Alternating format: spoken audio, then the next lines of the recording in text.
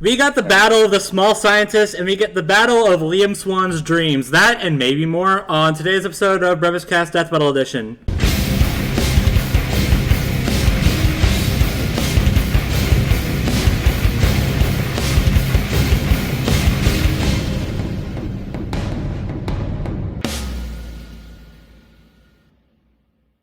Hey everyone, and welcome to another episode of BrobusCast. I'm your host, Brobuscus. With me today is ZDogg. Intro da! You know what? That's clever. I like that. And we also have Richard. Always remember to hug your monitors. You never know when Skynet will take over. That joke's going to make absolutely no sense for everybody who is not in this call. And I love it. Context, yeah. What do you mean context? We're not giving any of that out. That's not what we're here for. No context. Yeah. No context. We also have a guest here. Sean, you want to say hello? Hello to all of you who think you are the podcaster supreme. He actually First of all, He actually did say I hello. didn't let you out of the editor basement. Who let you out of the editor basement? I fucking did. That's impossible. I took away the keys. I ate the keys. I may or may not have slipped him some spare keys. You son of a bitch! You let the editor go? Do you know what happens when you let my editors go? They get groggy and they get cranky, and I have to feed them. Thanks, Brobuscus. Checks in the mail. You're welcome. I would say Brobuscus is fired, but I can't fire somebody who owns I don't work for you. If anything, you work for him. Hey, I was about to say, like, if anything, you work for me. Technically speaking, I don't work for you. I just stepped on here, and I've become a permanent addition. Oh dear gosh. Yeah, you work here. Loader in this bitch. Anyway, Death Battle is a thing. It's a thing. And Season 10 is a number that exists. Put them together. Holy crap, Season 10 has begun. There you go. I don't know. That was 10 seasons later. Here that we was, are. Yep. that was the most, like, impromptu yet super smooth transition I think you've ever done, ZDogg. I'm proud of you. I try to... I was gonna say, good job, ZDogg. You've clearly been taking notes from how I've done it before. No, what he's actually been doing is he's been going to nicesteakaway.com. Highly recommend going there. Okay, so Ant-Man vs. Adam is out. Yes, but this what is it? The supreme showdown of the super shrinking scientists. Wait a minute. Alliteration! Yeah. You took notes from Ruby Volume 9, didn't you? Do you all hear that? The noise is getting louder. Do you hear that? It's the sound of fans who don't like Marvel versus DC fights in Death Battle, but it's worse than that. It's people who hate a Marvel versus DC season premiere. Yes. Gasp. It's funny because I actually don't hear anything. Well, yeah, because they're small. They're small now. They've shrunken. I think really, Richard, you've been listening to all 2.5 million ants that are under your feet. That is Hey. true. We're on our game today. Yeah, so like what the hell are we talking about anymore? I genuinely have lost track. Anyways, yeah. Well, what do we talk about Ant-Man versus Adam? Because that's kind of what we're here for. Hey, we get to talk about Hank Man. I mean, shit. We get to talk about Yellow Jackets versus Ryan Troy. I mean, fuck. Yeah. Still rusty as you can. This joke was going somewhere, and for the life of me, I don't know where it is anymore. So I just wanna state for the record, I called it. I was right. Yeah, you did. Yay me. To be fair, I kind of, well, I mean, I kind of like, yeah. Part of me expected there was a Adam or Ant-Man was gonna win. I don't know. I still see it as a coin toss, truth be told. So it really, yeah. I wouldn't really be surprised, no matter who won. But you know what? It makes sense. So I can't. Yeah. Okay. In fairness, I did underestimate two things from Hank Pym. Number one, I underestimated the oval space. You know, I did. I did. I didn't see that coming. No, that's not what I'm asking. Did you just say oval space? Over space? Like, I don't know why. I don't know how my brain. Sean, what the hell are you getting so freaking bent out of shape for? These two can tell you this happens all the time. I have terrible pronunciation skills. It's true. I'm just trying to picture outer space, but in the shape of an oval now. Well, now someone on Twitter is gonna make that. There you go. And by someone, I mean it's probably gonna be Sean. Probably Sean.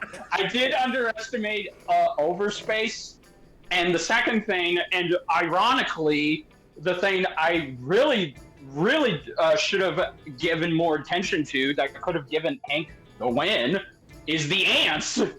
Thank you. Like, I don't know. I thought that was like a big deal, but you know, everybody who's going for Adam was like, yeah, I mean, it's neat and all, but yeah, nah. But I'm like, what? I'm like, wait, what? I'm pretty sure having a million ants, which he can call upon throughout the entire planet, by the way, I kind of thought that'd be a pretty big deal. But during the waiting period, I was like, okay, so I mean, I thought that was the case, but a lot of people are saying no, so but then they're like, no, actually, big thing. Big deal was. Little things can often mean the biggest advantage. Indeed. And now I feel vindicated. So thank you, Death Battle. There you go. You're welcome. Here's an RTX invite. I already bought my badge, though. But you get another one. Still, like, I think this episode was just hard to call in general for a lot of people. Yeah. Even the G1 blog. The G1 blog was pretty split, and even then, they voted for Adam a majority. Yeah, I'm just gonna say right now I'm just gonna say right now, we at the G1 blog kind of suck when it comes to these modern Marvel vs. DC fights, don't we? Yeah. Also, shout out to your only mate who actually is keeping count. This marked the 13th loss the G1 blog didn't call right. So you know, hey, yeah. To be fair, that's out of like what they did this in Stante versus Bayo, so a lot. Exactly. I should say a lot. Yeah, I mean, they've been at. I mean, when they started, they've been at this since like what I want to say season 3, like. Yeah. So to be fair, 2 losses isn't that bad compared to like all the episodes. Exactly. So, yeah. What are you gonna do? Also, hey, big thing that's happened since like I want to say season 2. Marvel has an edge over DC. It's true. They were tied at this point, and now Marvel has broke the edge, the tie. Nice. Let's go! As a big Marvel fan, I like DC, don't get me wrong, but as a big Marvel fan, I am super happy to see this. I mean, I can take it or leave it at this point, you know. So it's all good. Man, I wonder if we'll get another Marvel versus DC fight that could either be a toss-up or maybe just have the edge continue. I mean, it's Death Battle. We're gonna get another Marvel versus DC fight. Yeah, just depends. At least one more is like locked in for this season. When or what, I don't know, but yeah, thank God we're sticking to 2. Yeah. Hopefully. I feel like there was something else I wanted to bring up when it comes to the results, but I don't remember what it is. Maybe it got shrunken down. Maybe, you're probably right. There's one. Oh, sorry, Sean. Who goes first? Somebody go first. I guess I will. My bad. I will say it is one thing that was pointed out and I didn't realize that feels kind of weird is that there weren't any calculations. There was not. I mean, I think the results do explain themselves without the need of calculations, but it just kind of feels weird, like a modern day death battle that like doesn't really didn't have any. I mean, to be fair, these two can basically do whatever. So like, yeah. I think they're beyond incalculable at this point. Yeah. Plus, like, I'm pretty sure. I don't remember when the last Marvel versus DC fight had calculations.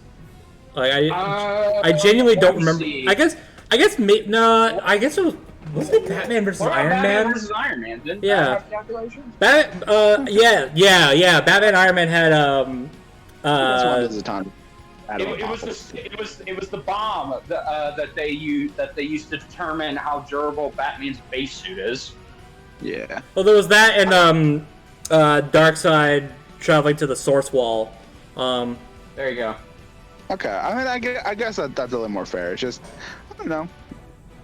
It was a little weird. I mean, they explained it well even without it, and I think some of the black box did fill in some of the statistical stuff. So, Right. So Yeah. And like stats weren't really a big factor in this fight anyway. So like, whatever.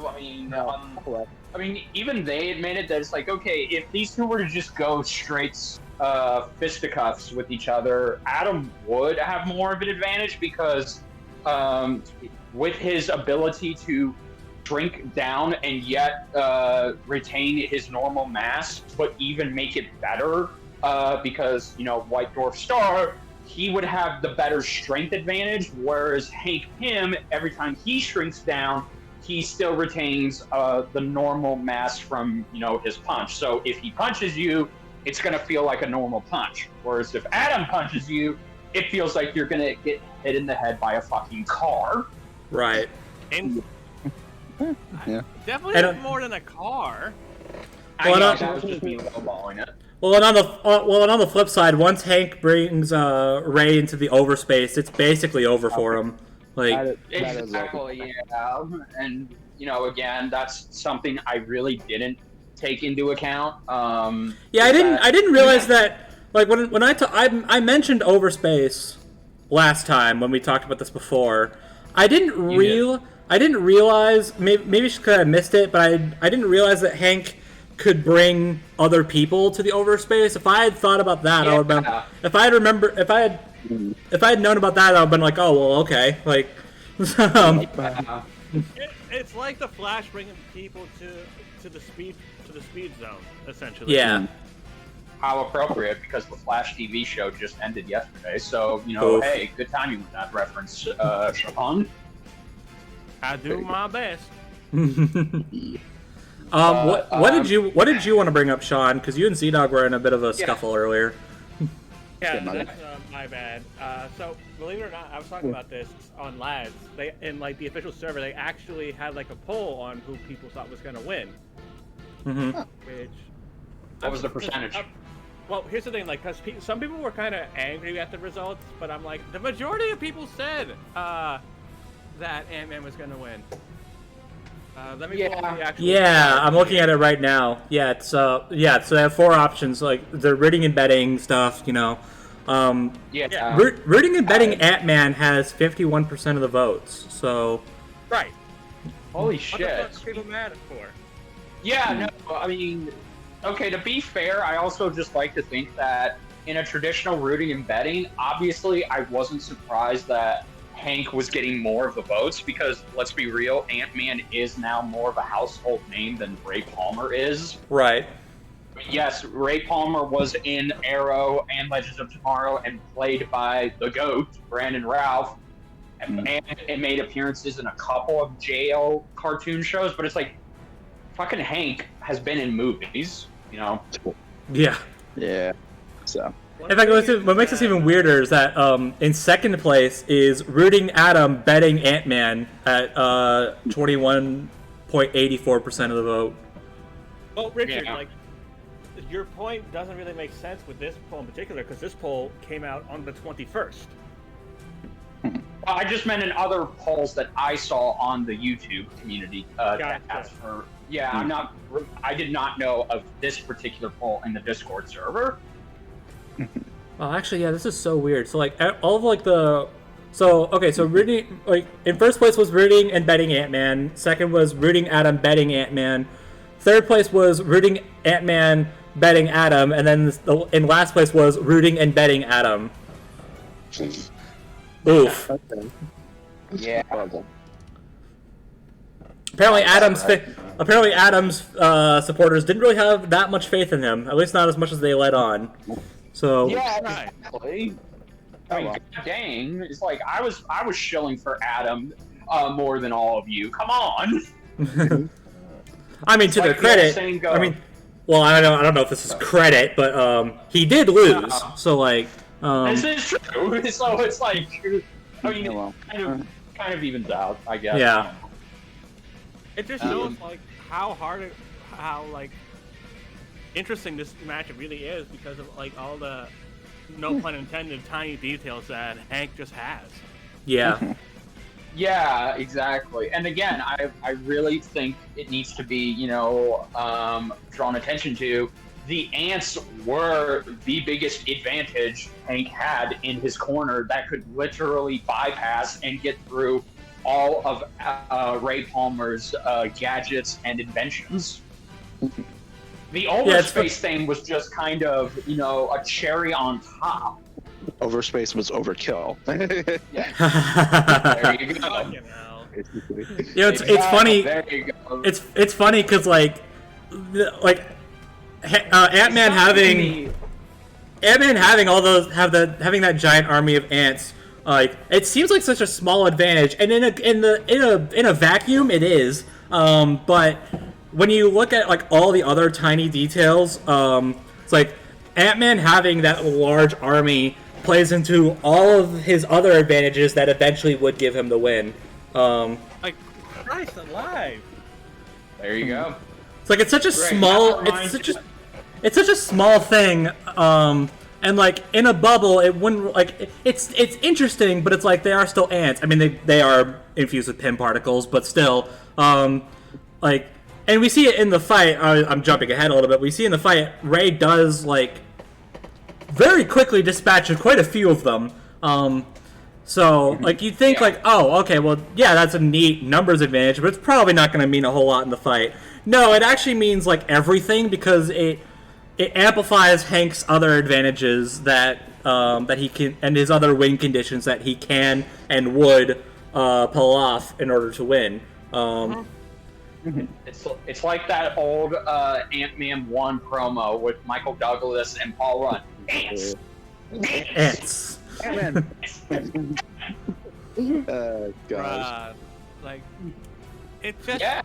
wild to see. Yeah, like, how and honestly. it was. It honestly makes this one of the most fascinating Marvel vs. DC fights we've had in a while. Yeah, exactly. And I can see a lot of people saying, oh, well, if Hank didn't have access to all of those ants, then Adam would have won. It's like, well, I mean, see, that's just it. It really isn't as clear-cut as that, because I would argue that it would either end in them just being at an impasse, or Adam would eventually, short his circuitry out, and the advantages would be able to be taken by Hank Pym. Because again, Hank Pym's technology, that's another little tiny detail. Man, we're going all over with these. Just ignore that, please. Yeah, no. But, the other small little thing that they brought up is like, okay, Adam's technology will always have limits, whereas the pin particles, they don't have any limits. There is nothing that he can't do. Well, at least when it comes to. At least in comparison. In comparison, yes. I mean, Hank can still have limits to work around, but they're not as minute, or they're not as, plainly obvious as Adam's belt just giving out, or him getting a headache because it's too much for him to handle. Yeah, also, like, with Ray, like, his belt is right there, and it's clear that he's pulling from it, so, like... Yeah. Like, even if it wasn't, like, the be-all, end-all of his powers, which it ended up not being, but that's besides the point, for someone as smart as... For someone as smart as Hank, he'll realize, like, oh, he's pulling weapons out of his belt. I better destroy that thing so he doesn't do that anymore. It's like Aang seeing Edward Elric's magic being pulled off by him just clapping his hands. Yeah. The only thing, like, going back to the fight thing, like, that I didn't understand with that is how the fuck he figured out the whole Dwarf Star thing. Well, okay, yeah, that is. Well, I mean, it's but he is still the Scientist Supreme, so like. But I would have liked.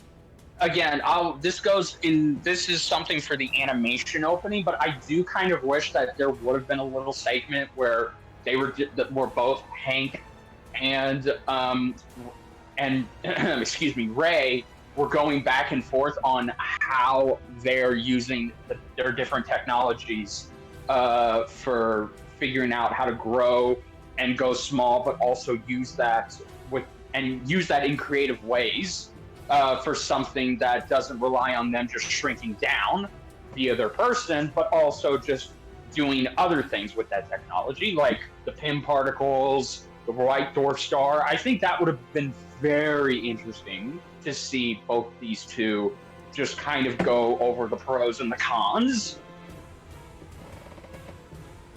It's a fun science debate, is what I'm saying, and I think that would have been very cool to see both characters do. But again, I'll touch more on that when we get to the actual story aspect of the animation. Right. Well, before we do that, we need to talk about these analysis segments because they are. Yeah, I was just gonna say. So yeah, now that the verdict's done, let's transition over to the analysis. Yeah. I really like them. Yeah. It's almost like Nick and Gerardo never left. My brain hurts after Hank's. Honestly, valid. Understandable, yeah. I'm just like, how does this work? It's quite simple, actually. It doesn't, but it's comic books, so we learn to live with it. Okay. Yeah, also, I know some of you probably didn't hear the news, and you're confused at what I just said. Nick, unfortunately, this season, Nick and Gerardo did not return. Their contracts were just done. So they basically have left Death Battle and Rooster Teeth as a whole. And in their place was a lot of big shoes to fill. So who should step up to the plate and fill those big shoes? None other than a madman who is once again proving that he is a one-man goddamn army when it comes to running. He really is. Behind the scenes. Dear gosh. That's our boy, DJ Tiki. Yeah. He got promoted to editor. Yeah, and he did really good for his first outing. I reckon. So I do want to say, specifically, I think he said that he's doing half of the season. I don't remember. I know he said the name of the guy who's doing the other half, but for the life of me, I don't remember what it is. We'll find out in the next episode. Well, next episode is not Tiki's. I'm saying that right now. I don't remember whose it is, but we'll find out. We'll find out at the end of the episode. Because their name will be in the credits as always. But yeah, Tiki popped off so much. Like it's like Richard said. Like I mean, it's different. It's not. It doesn't have that same flavor to it that that Nick and Gerardo brought to the table. But still, it's like it's got the same spirit, I guess. It still has that talent of bringing comic book panels to life. It's like Boomstick's pizza metaphor. It may be a different pizza restaurant, but the ingredients have the same taste and quality of the previous pizza restaurant that you ate at. I love pizza metaphors. there's a lot of them. Yes, all of them are great. Just anyway, Sean, did you have something to say? Yeah, apologies, Sean. I was gonna say, like, I actually learned this yesterday. Apparently, DJ actually used a Blender shot for an animation. Oh yeah. Editing. Yeah, a lot of the backgrounds on this, like you see like comic book panels like cropped out and masked out, and they're on these like 3D planes. Yeah, I think those are Blender shots. So, which is very good and very appropriate. Also, the stop motion effects for the certain panel characters when they move. I can say that yes, to concur with Brobuscus, it's not as quite on the same level as Nick or Gerardo, but it's still very good. Like I legit can see DJ's hard work put in there. It's not as seamless because you can tell with how it moved. Because with Nick and Gerardo, Ray's walking cycle will never stop. Will never not be funny. Yeah, every time they would go back to their comic book themed or manga themed episodes. They just had this ability to make the panels when they transitioned into stop motion. They almost made it seamless. It didn't feel janky. Yeah.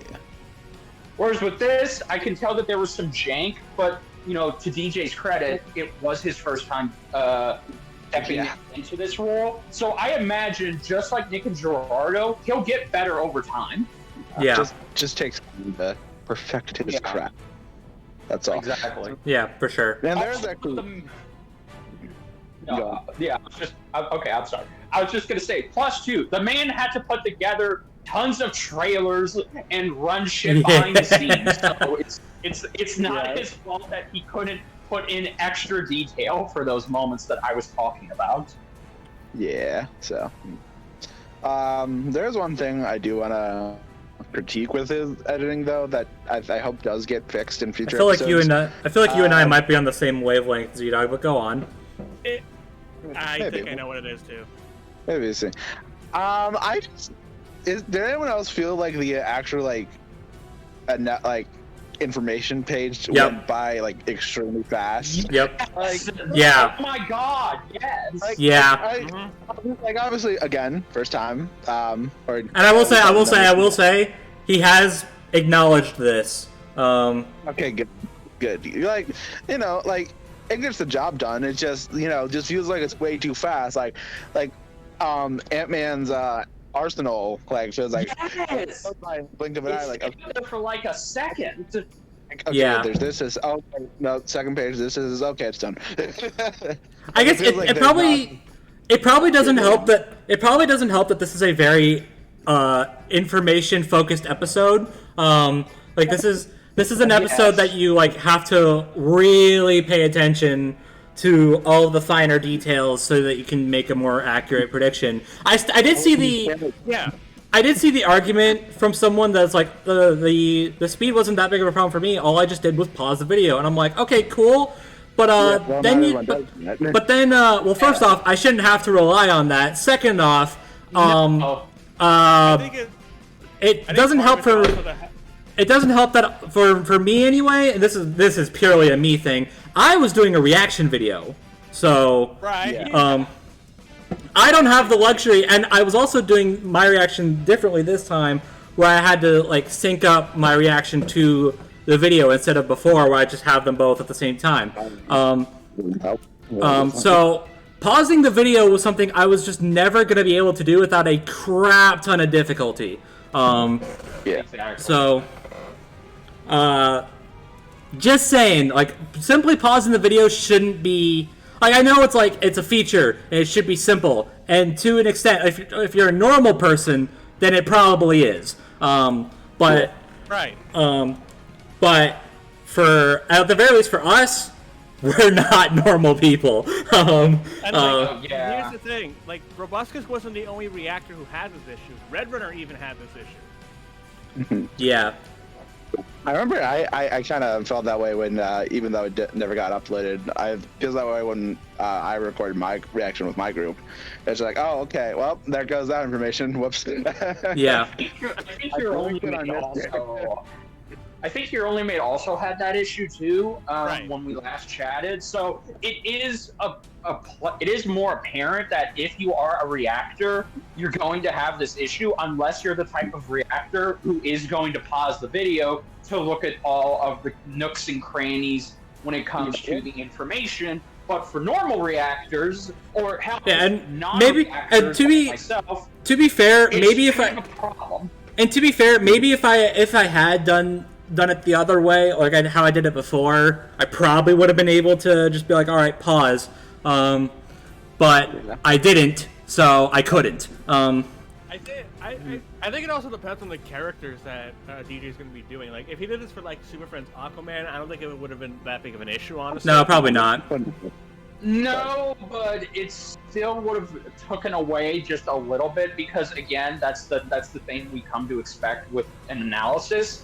It has to be a certain way, and it has to flow in a way that makes us not feel like it's dragging it out or it's just going too long, too far. Like, everybody has their own critiques with how they want an analysis conducted when it goes over the character rundowns. Like, everybody is picky.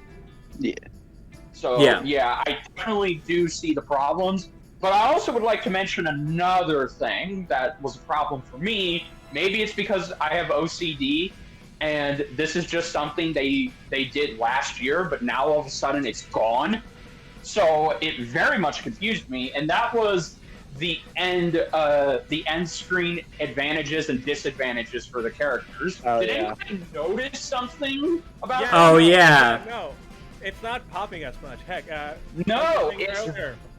Mate also had that same issue. Yeah, Mate also. Okay, I actually looked at it, and I don't have my glasses on, but I looked at it again when I rewatched it, and I did notice, okay, wait a minute, the names of the characters actually do have color on them, but here's the problem. They're in a dark, sort of lightish color that is indicative of what their characters' costumes are, but if you are not paying attention, it almost looks like there is no color at all. You have to really squint and get in there, and there are no little character colors or color characters that show you exactly what are the disadvantages, what are the similarities, what were the weaknesses that ultimately, came about.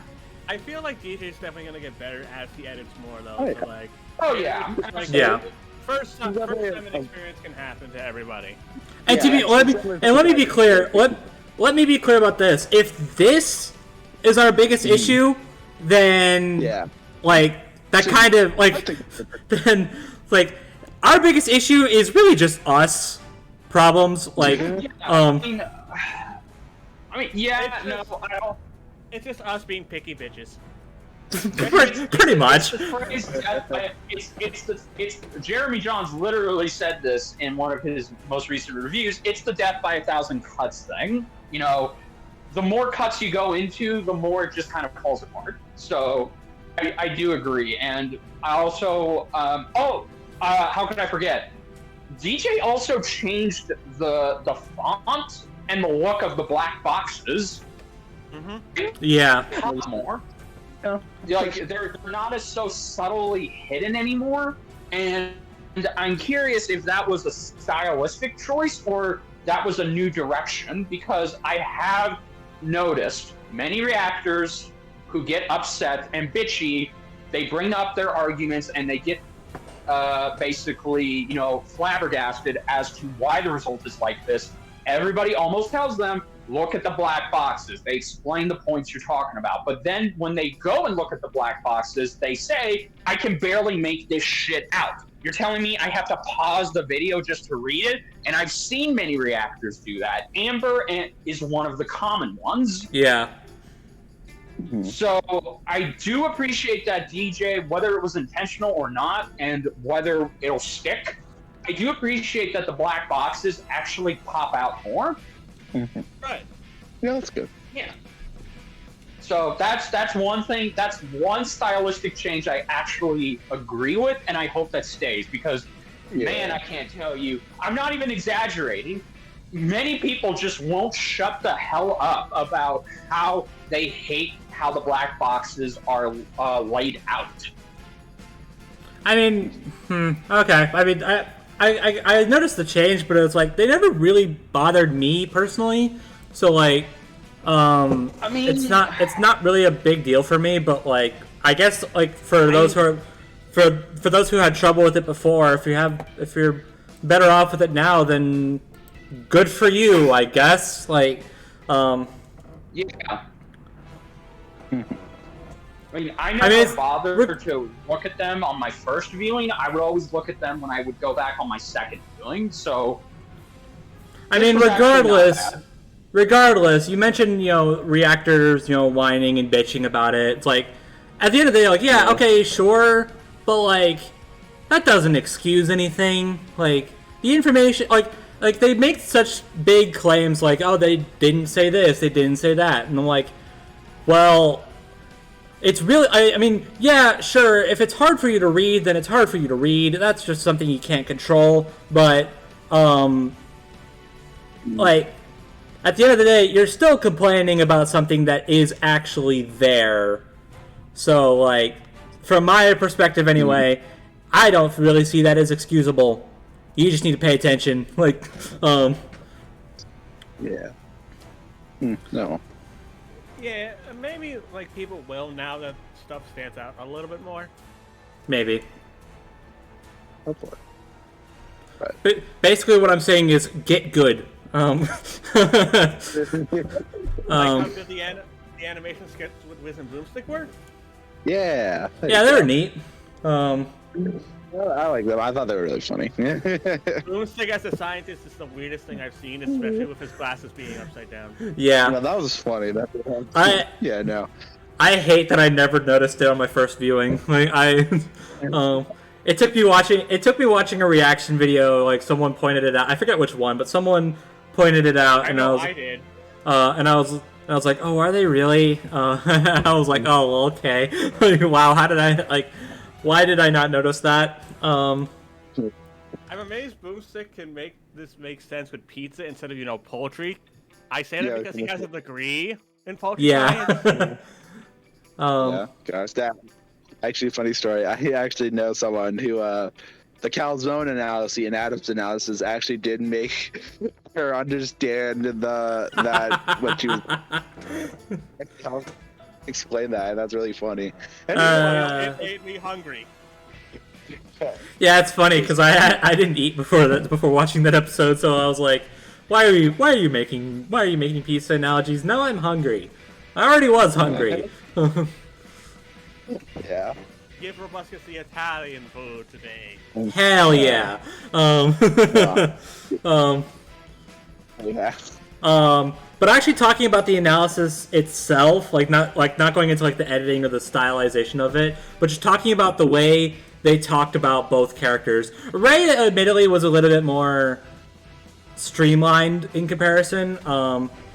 It felt a lot more, straightforward, and he was just an average Joe of sorts. Yeah.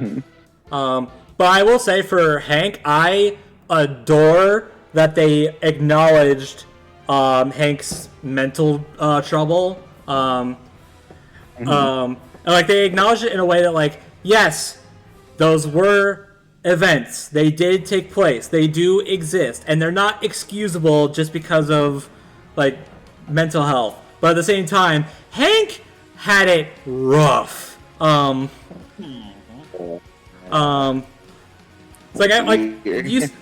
saw all of the people making jabs about, oh, he slapped Janet. It's yeah, but at the same time, it's this was after creating one of the Avengers' worst threats.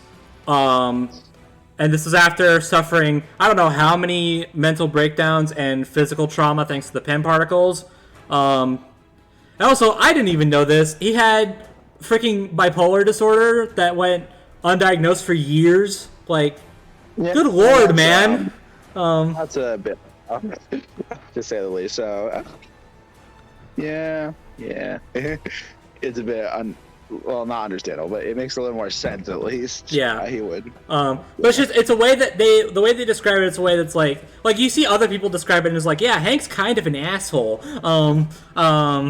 But then you see Death Metal do it, and they're like, yeah, I mean, yeah, but at the same time, yeah, like he's.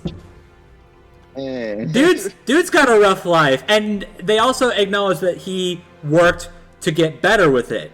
He got the help he needed. He rebuilt the Avengers basically, or the West Coast Avengers. Sorry, and he genuinely worked to become a better person. So I love the way that they acknowledged it. Like they could have easily just like brushed it aside and didn't really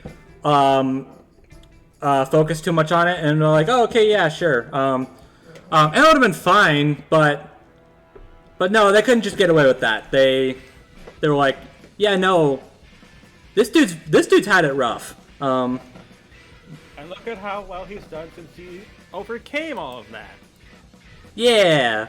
The only thing is, and I'm kind of glad they didn't mention this. I don't know if you guys know this, but Hank is currently dead. So kind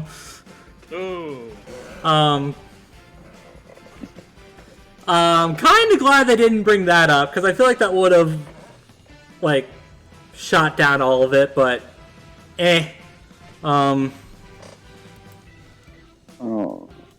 So. Yeah, good for them. Good for them for being respectful about it, basically. Yeah. And then you get the funny because it's sponsored by BetterHelp. Fucking irony. The irony, indeed. It's like, because people who may still not be fully aware because a lot of people react to like the one on the Rooster Teeth site, I imagine. Yeah. Death was like, this episode sponsored by, and it was like BetterHelp and Mint Mobile. And literally BetterHelp came after Hank's analysis. That is literally the best coincidence ever. Yeah. Gosh. Yeah. Wait, isn't one of Adam's things he can go through phone wires and they got sponsored by Mint Mobile? Oh my gosh. Wow. The clever son of a guns. Gosh. Alright. The clever bastards actually made a transition work, but man. I'm almost positive that wasn't intentional, but I choose to believe that it was. This is the episode of higher rating for me now. There you go. Amazing. Alright.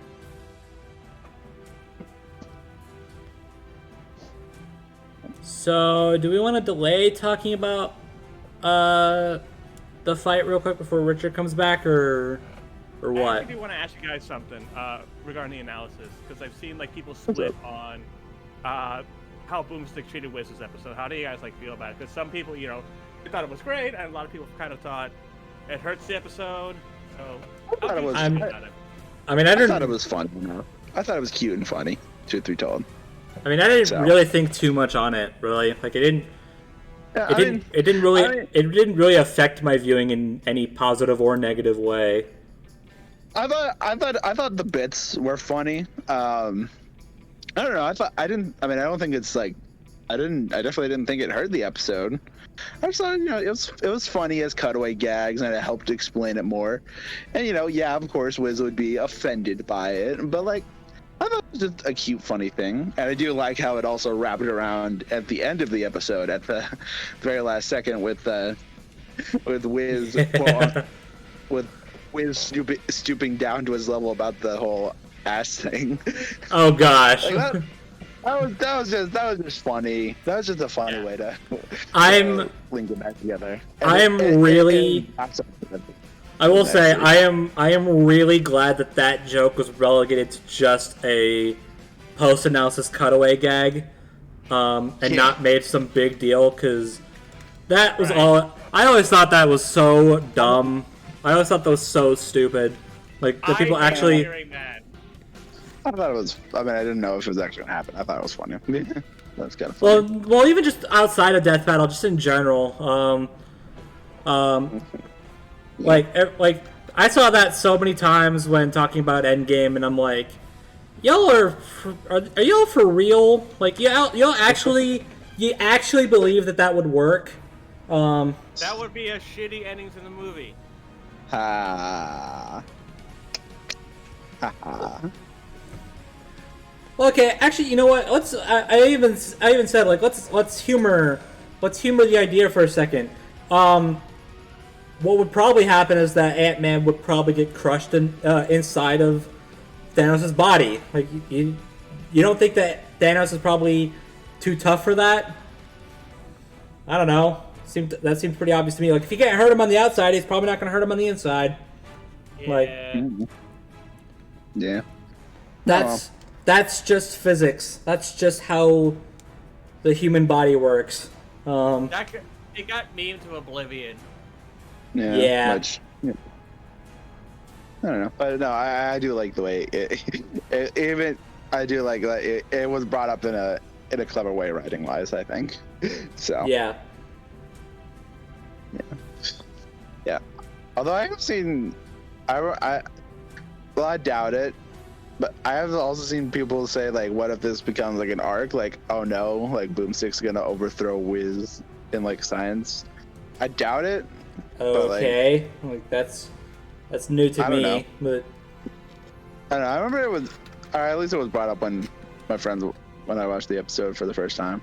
I don't know. I doubt it will, but. No, probably not. Oh well.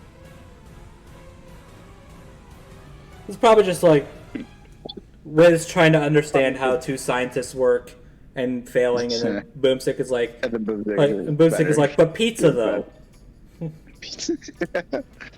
Yeah. I feel like unless we come up with something better, that's probably the name of this episode. But pizza though. Just don't name it after Hawaiian pizza, because that's actually pretty awful. Yeah. Helpful. I will say Ben's voice acting during this episode is great. Yeah. Yeah, Ben definitely has been like getting better over the years with the Wiz voice and like mannerisms. It's like Wiz has always had this like pretty straightforward voice to him, and it's basically Ben's voice, pretty simple.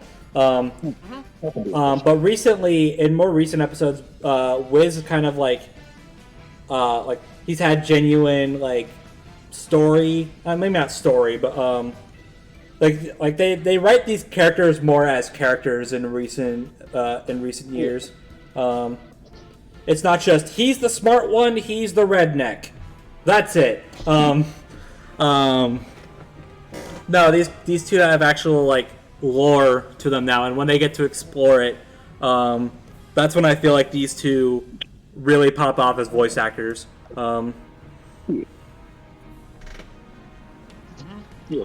Giving a little more depth to their character is always appreciated. Yeah, I'm really excited to see the bloopers. Oh yeah, we get those back. The bloopers are coming back. According to they actually gave a like ideal like release date too for those.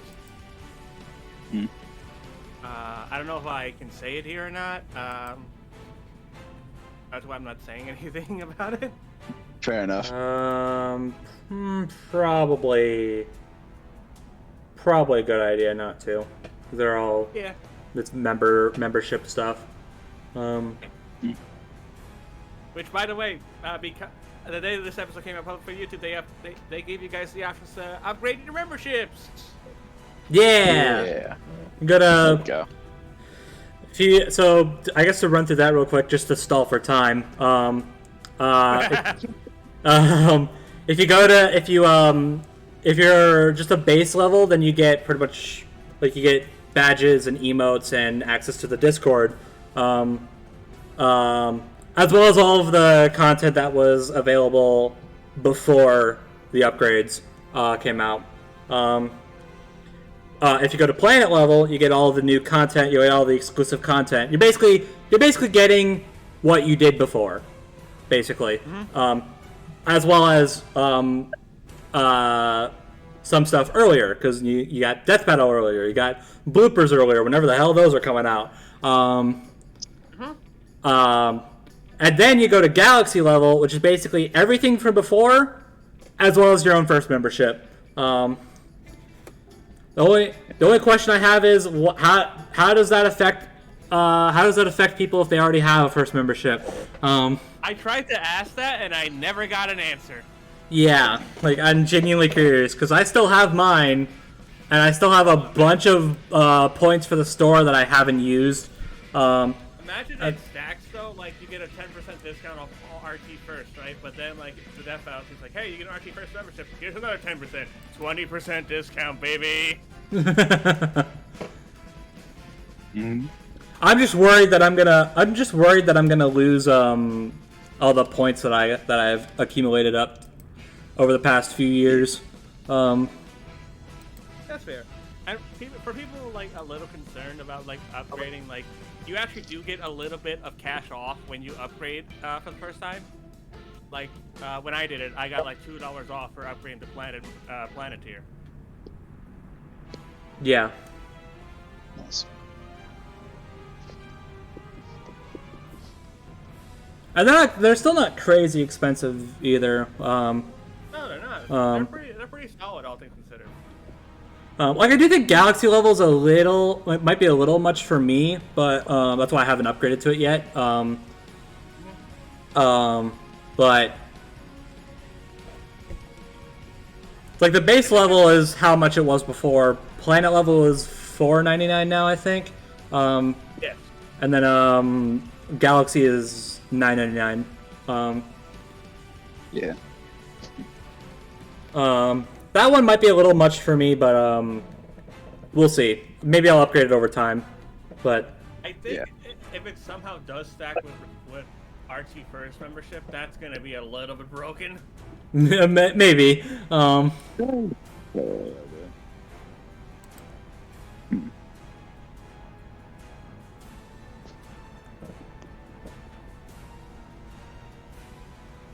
Well, I think This is where the power editing helps. I mean, you can hit pause on OBS and then you just hit play again when Richard comes back. Like instead of just having to go and cut it out. Like I learned how to pause my OBS recently. What's up? What? Wait, how do you do that? So next to the recording button, there should be a pause button. Like if you open up like the app, it'll say, stop recording, and then next to that should be a button. Well, then I think I might have an older version of OBS because I don't see it. Yeah, whenever you update OBS, it'll have it. Alright. Wonder if I can. Probably not a good idea to look for it now, but I wonder if there's an option to like, hey, by the way, there's an update. Update your freaking software. I don't see it, but. I also figured out why I was having Discord issues. I forgot I was reinstalling something, so I'm like, oh, I should pause that. Yeah, probably.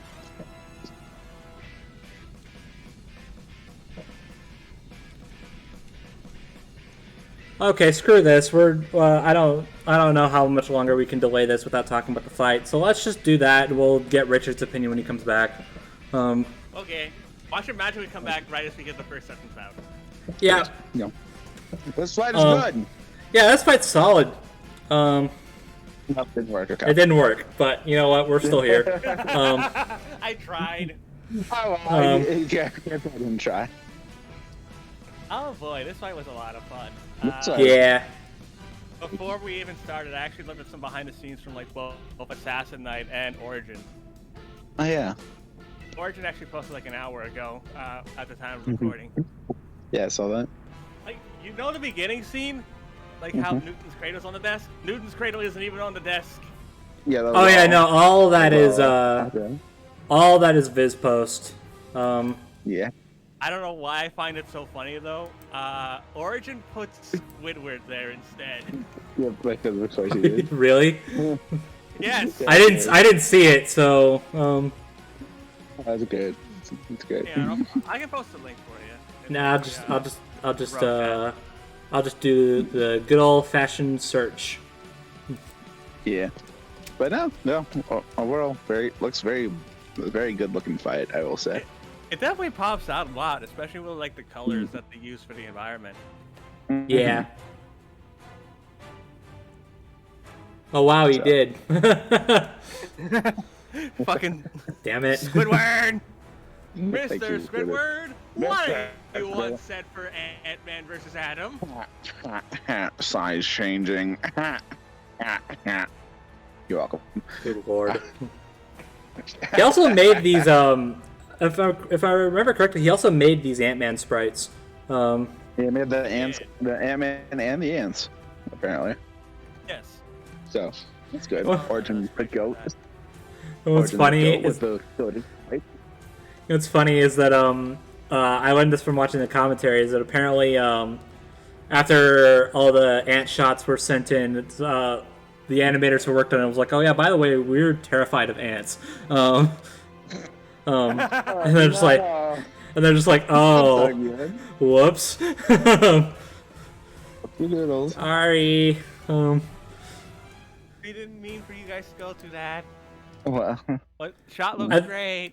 I think what makes it a little better for them though is that the ants aren't a typical ant color.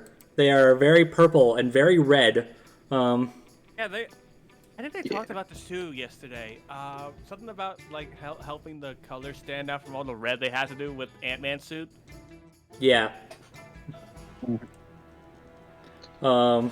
Yeah, and also I see people in the replies asking, why are they purple? It's like comic book accuracy. Yep. Gotta be accurate to that source material, you know. I'm actually looking up if there's actually. Oh my fucking god! I think there is actually a real life purple ant. Oh, is it really? Yeah, that wouldn't surprise me. They are called meat ants. I don't like that. No, I don't either. Also, Richard's back. Don't worry. They live in Australia. We're fine. Okay, good. Why does that surprise me? That kind of ant lives in Australia. All right, don't worry. Just let the underdogs handle them. That's fine. It's all good. So, Richard, how are you doing? Oh, not good, but you know whatever. But that's personal. But that's off camera talk. Okay. Fair enough. We're talking about the fight now. The fight. Okay, cool. Yes.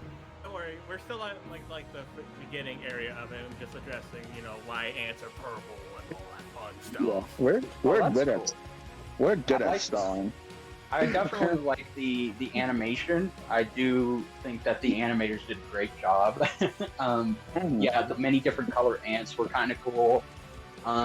My biggest thing that I don't like about it, though, it goes back to what I brought up earlier. I don't like how the fight starts. It's just fine. I think it makes sense if you go by the idea that Ray is illegally in Hank's lab, and second, he might be trying to take Hank's technology in the first place. I feel like there was no indication of that, and again, you could have just had both of them talk from scientist to scientist, proving which one of their tech was better. Like there are ways that this could have initiated, because see, that's just it. It's like, yeah, I mean, I guess from Hank's perspective, Ray could be stealing the technology. Well, also, like, perspective or not, Ray did kind of commit breaking and entering, so well. Again, I feel like it just Hero vs. Hero is always going to be tough to write, so well, again, these two are scientists.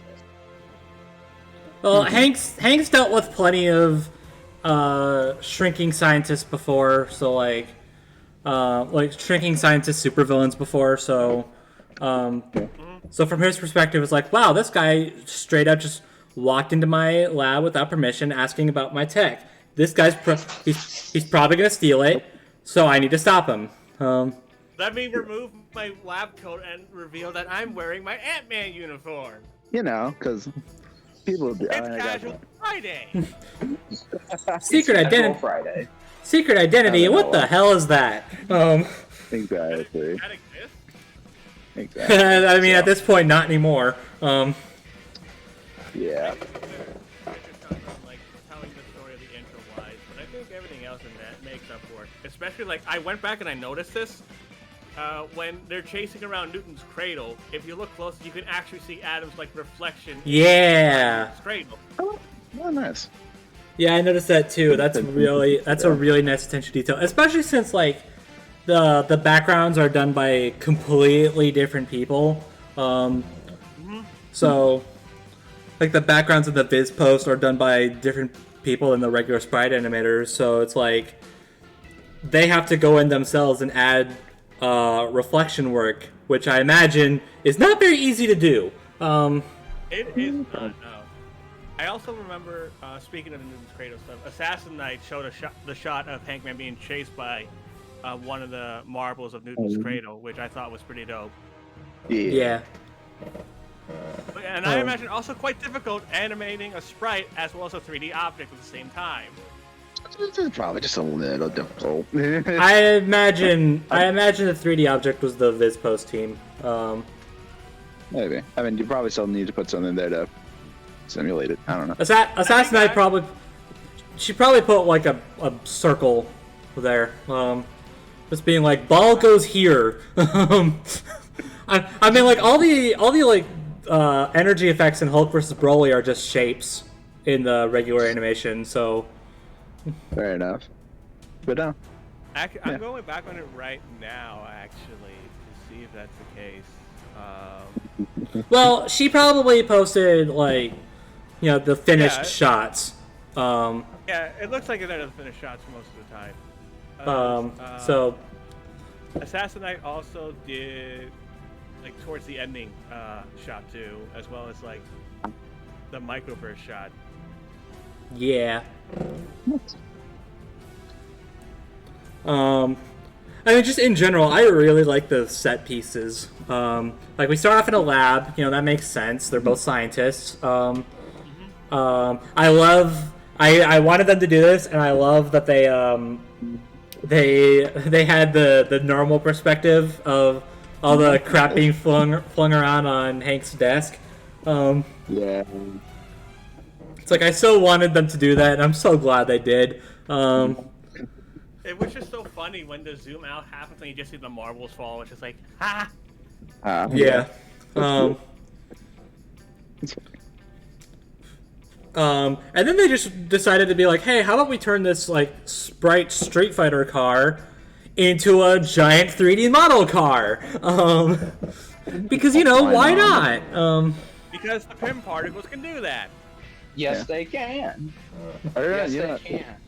Well, you never know. That could have been his normal car, but he just brought in there for some reason. Probably. I mean, I do want to go on what you guys were talking about the different environment aspects of this. I do like the idea of, okay, we are getting different perspective shots. Like, we're getting a fight on Hank's desk, and we're using the various, you know, desk decorations in there for potential fatal accidents, and the use of misdirection. That's all very good, and I do feel like the animators, or maybe even the script, was calling back to the first Ant-Man movie, with the fight in Cassie's room, which is very good. I like that. And I like that there's a fight on the floor, and then there's a fight in the various different dimensions. But I really feel like, okay, as fun as it was, there could have been more. Like, I think the biggest letdown of this animation in terms of how the characters were in the environment was the fact that we didn't get to see Ray or Hank go into giant kaiju mode and just, well, beat Ray the shit out can't. of each other. So, Well, yes, not anymore. He can't. I'll give you that. But I really feel like it would have been even better if, Hank goes to Giant Man, and then you see Adams just doing some small fuckery with trying to, say he's running up his legs, making his way towards him, and he gives him a small punch, and that knocks him down, and then you go back to them fighting in normal shrinking size. Again, I feel like Giant Man was very underutilized. I love Giant Man. That's actually no joke. That was one of my introductions to Hank's many different personas, because I grew up watching the Ultimate Avengers movies, for better or for worse. And I loved Giant Man, so I was just looking forward to seeing some Giant Man action. And hell, Origin even had that kick-ass sprite sheet for Giant Man, so I was hoping that would be better utilized. It's a, no pun intended, it's a tiny fucking nitpick, but I really feel like, incorporating more of their gadgets would have also been good, because Hank only uses the pin particles, the suit, the ants, and the gun, and that's it. Whereas Ray only uses his technology and a sword and his laser gun. I don't know.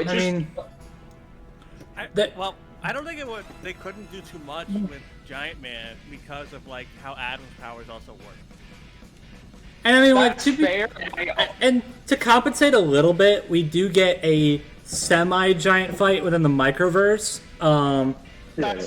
Yeah, but I mean, from the perspective of the microverse, yes, they are giant, but from my perspective, it's they're just slightly growing bigger in the microverse. That doesn't. They're still. They're still small, but it's the best way we're gonna get a somewhat giant v giant fight, because Ray can't actually grow giant. And I know, but again, there were ways to still get around the idea of Ray not being able to go giant, is what I'm saying. And I also just feel they didn't utilize, as I said, the other biggest detriments of this animation is they don't use enough of Hank's technology, nor Ray's, especially the whole ant camouflage thing. I think that actually would have been very cool to utilize, especially with what the final kill shot ends up being. So yeah, that was very disappointing for me, and I also just found the pace of the fight to go by at a brisk pace. Okay, that I will kind of agree with. I don't know.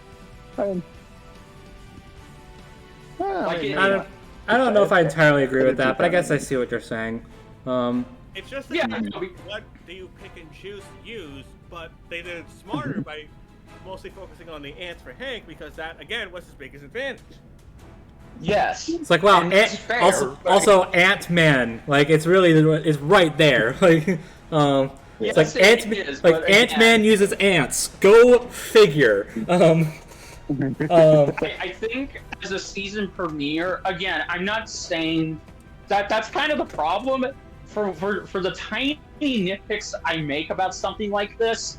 That's not really a fault of my own. That's more of, for the last 2 season premieres, they've managed to go hard, and I know they can't do that every time, but you have to pretty much at least try to give yourself some leg to stand on compared to all of the other 9 season premieres we've had.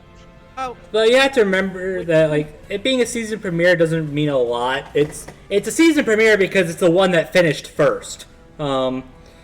It's the one they. This it's the one is true. It's the one they were they're working on they're working on pretty much every episode simultaneously almost.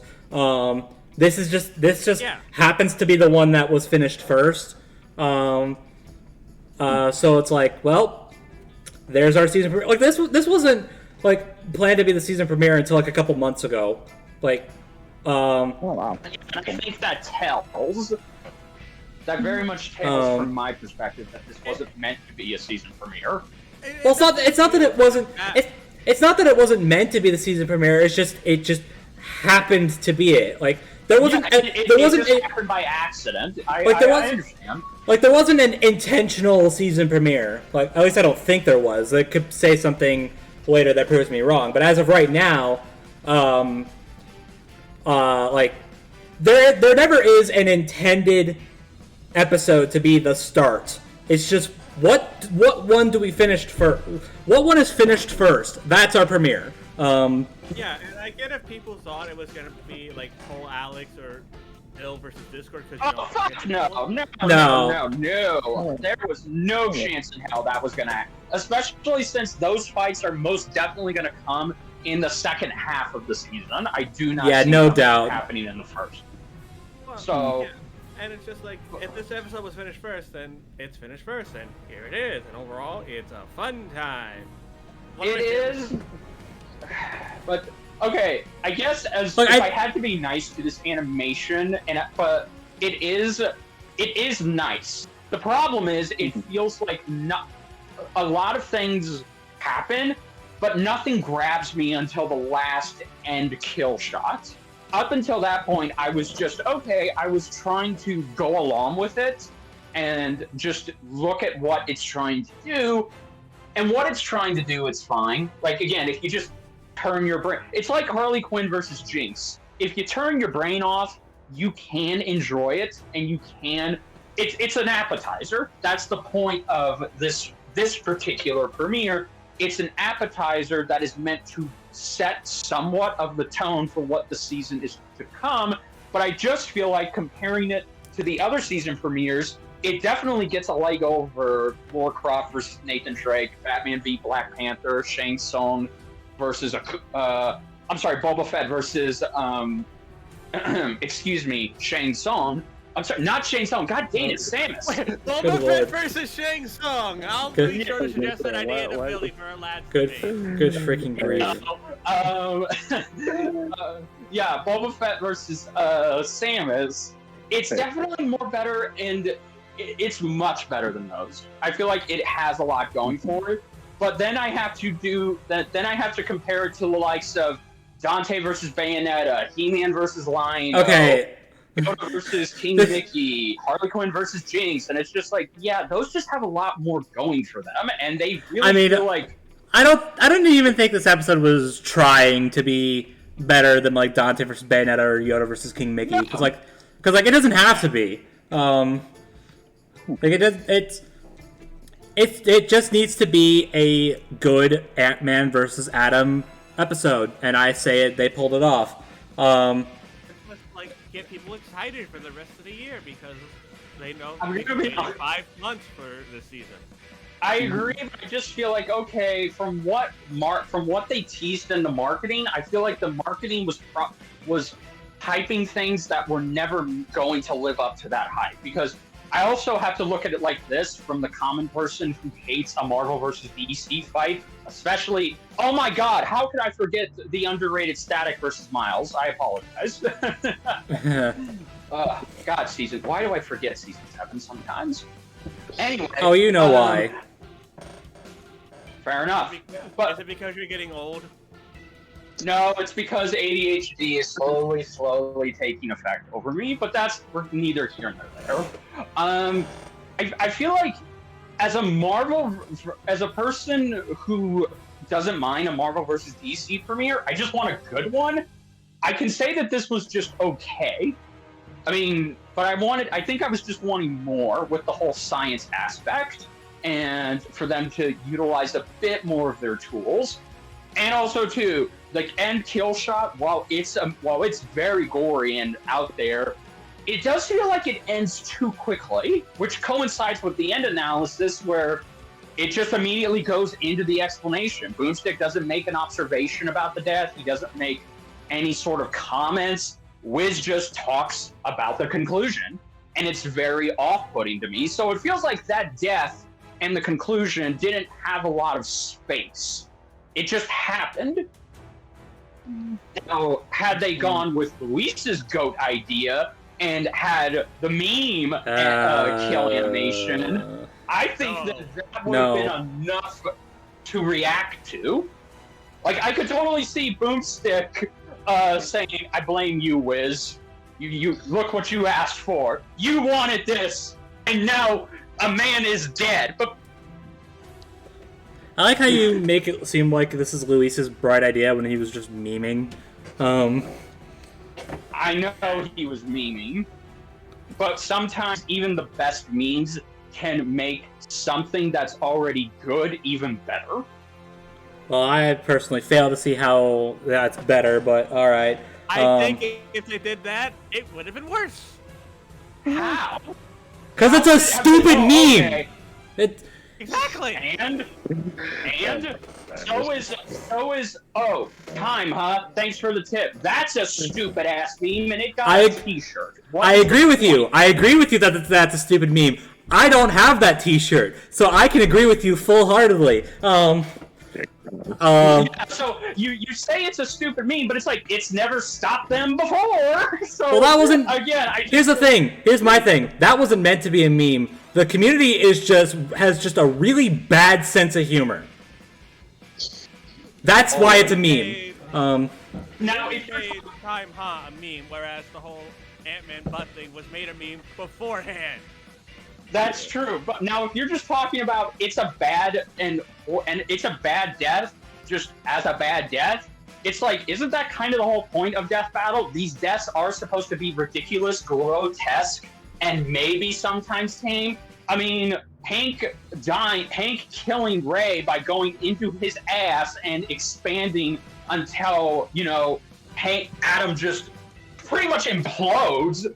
Yes, that's gruesome, but it's like, that's not beating that's not beating War Greymon using a Terror Force on an 11-year-old child and a Pokemon. I'm just saying. A death that they regret making, for the record. Yeah, so you all think... I'm just saying, you all think that's too out there, but it's like, for them it really isn't. No, I just think it's stupid.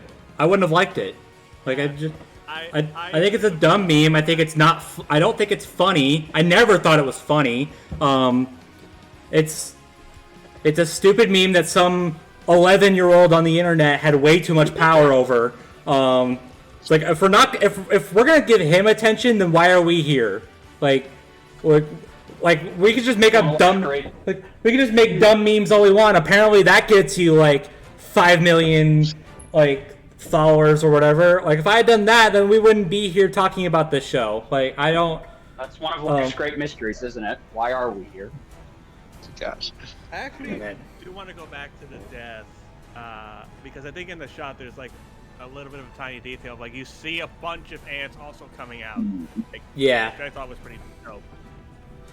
And okay, like just in general, like.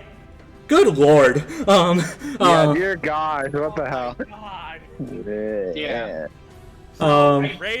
Ray's anatomy is dead, and now we have a new invention, the Antum. Thank you. Gosh. But just like, I mean, so Zach did that entire thing while they were working on the rest of the episode. I think that's like his only contribution to this episode, but my gosh. It's a good one, I reckon, so I don't know. I mean, people praised Zach last year for the deaths he was able to do. So as soon as he hears an idea from him, he's like, gimme.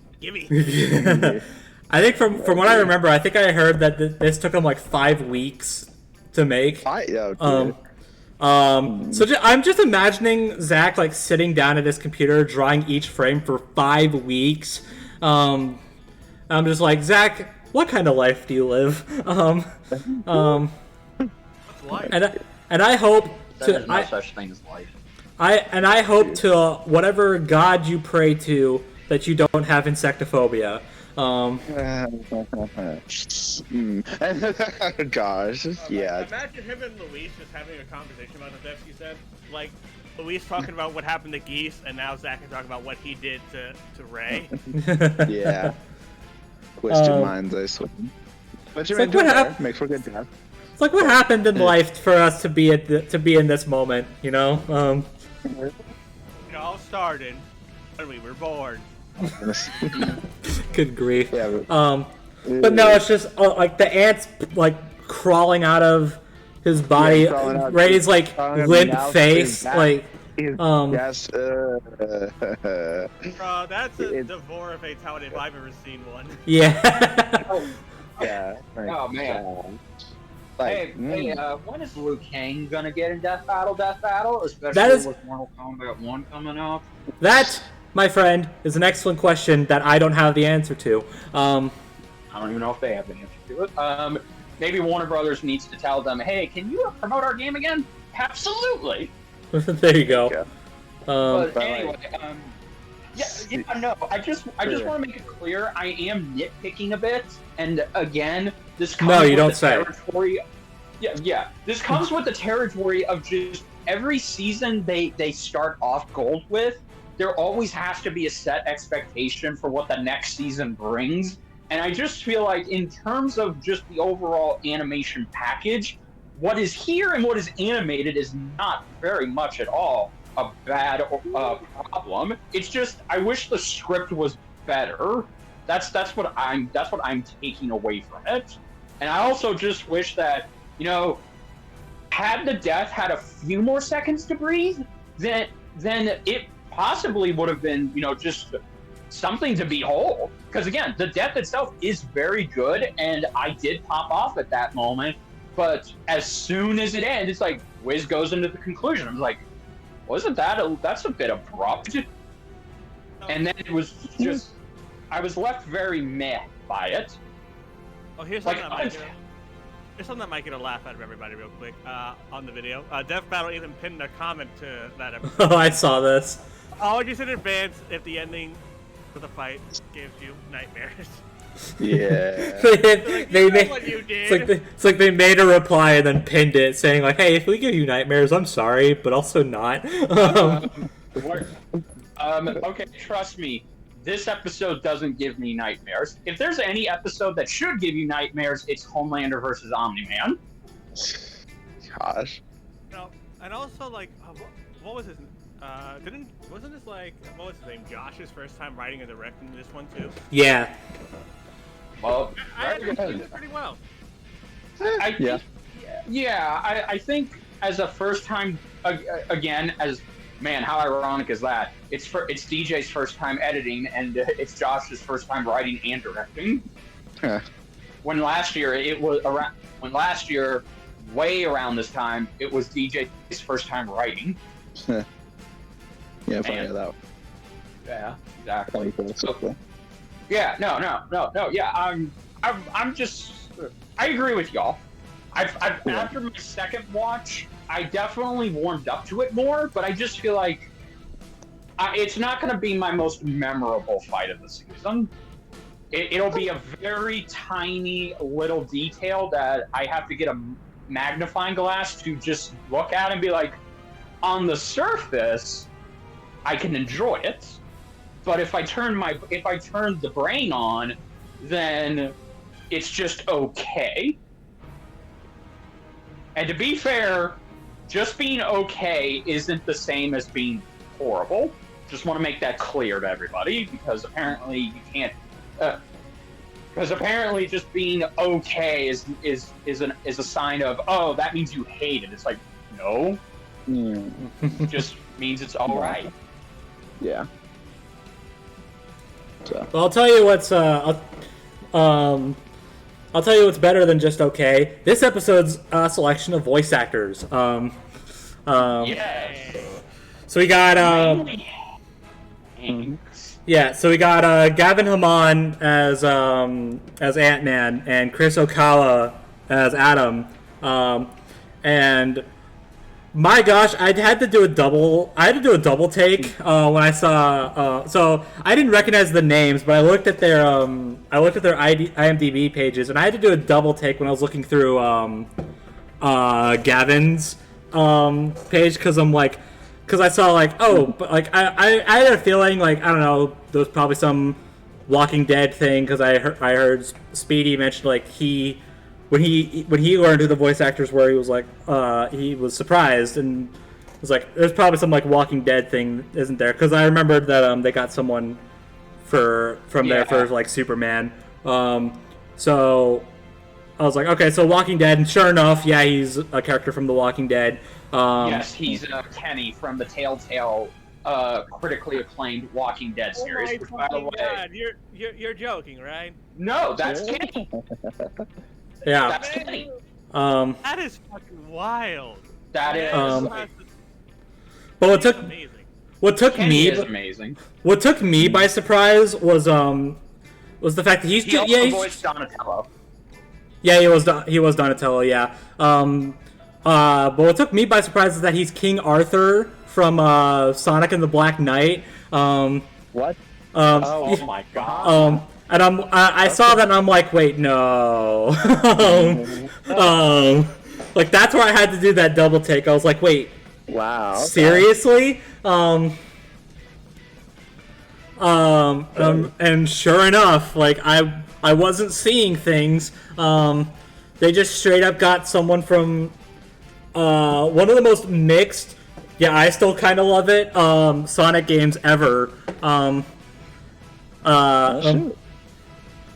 I'm like, okay, wow, so if I didn't want Hank to win already, now I really want him to win. Yeah, learning that, I was like, god dang it, I love Kenny in The Walking Dead.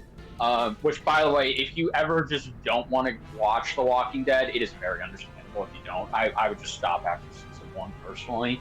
I would really recommend you play the Telltale Walking Dead games, as they are so fucking good. And they're not even canon. They're their own original stories, and yet somehow they're better than what AMC is putting out these days.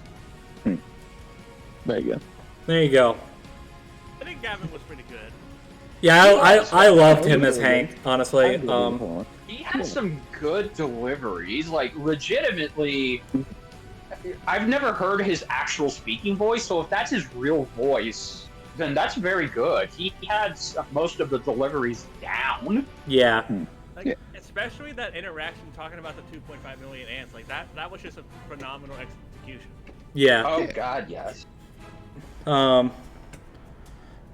Like it has that like blend between like obviously like Earth's Mightiest Heroes is probably like the biggest inspiration for the voice, but there's also like I was reading Josh's behind the scenes notes that he posted on the Rooster Teeth site, and he said that he heard like a bit of like a young Michael Douglas in Gavin's voice, and I'm like, oh, you know what? Like, yeah, kinda. Maybe, yeah. And then, I mean, they wanted to get someone to sound like Ray from the Justice League Unlimited cartoon. I'd say Chris was the right call. I would say that Chris did a good job at that. Yeah. And where not quite 1-to-1, but it was still good. Well, where he might fail when it comes to like voice accuracy, he makes up for it tenfold with the performance. Yes. It's like both of these two sound so natural. It's like it doesn't even feel scripted. It feels like these are actual conversations. It's like Hank's talking about like, oh yeah, did you know about these? Did you know this ant fact? And Ray's like, I mean, I guess, yeah, sure, but why are you talking about that right now? Yeah, that was pure gold. I loved how he handled that line. I gotta say though, I did state that for as much as I wanted the story to go down in a different way, I will definitely concur that these two had some pretty damn good chemistry with their, especially with their scientific back and forth zingers at each other, and how they go about explaining the different aspects of how they're going to technologically dismantle the other. Like Ray basically going over the analytics of how he can disable the gun that Hank is carrying. I love that. That was one of the many highlight quotes for me. Man, one of the membership stuff one of the things I wish we'd get for membership is seeing the voice sessions, I want to see them so badly. That'd be cool. We haven't seen. The last time we saw behind the scenes voice acting was back in season 2 with certain episodes. It's like I would love to see Chris like voice that line from Ray with this with the straightest face possible. Like it's like, how do you read through all of that like techno babble with a straight face? Exactly. It's like I want to see it. Me too. I do. Yeah, I really loved Chris's Ray in this. Like, he did a phenomenal job. Yeah, both of them. Given that Gavin has a very versatile voice, I would actually love to see him come back. Yeah, he deserves it. And especially, I don't know, maybe this is a pipe dream. If they ever do another Ninja Turtle character, let's say Donatello versus maybe Billy the Blue Ranger, you can have him come back and reprise his role as Donatello? Question mark? Would he be allowed to? Well, since that game was a one-off and it was apparently so poorly received, it was deleted off of most digital stores. Oof. From what I remember. That's not not something you like to hear about a Platinum game. Yeah, well, it suffered the same fate as the Legend of Korra game. I didn't even know that existed. All right, you learn something new. You learn something new every day. This is gonna shock you all. It may be gone forever. You can't download it either on Steam, PSN, or the Microsoft Store. But I guess by some luck of mine.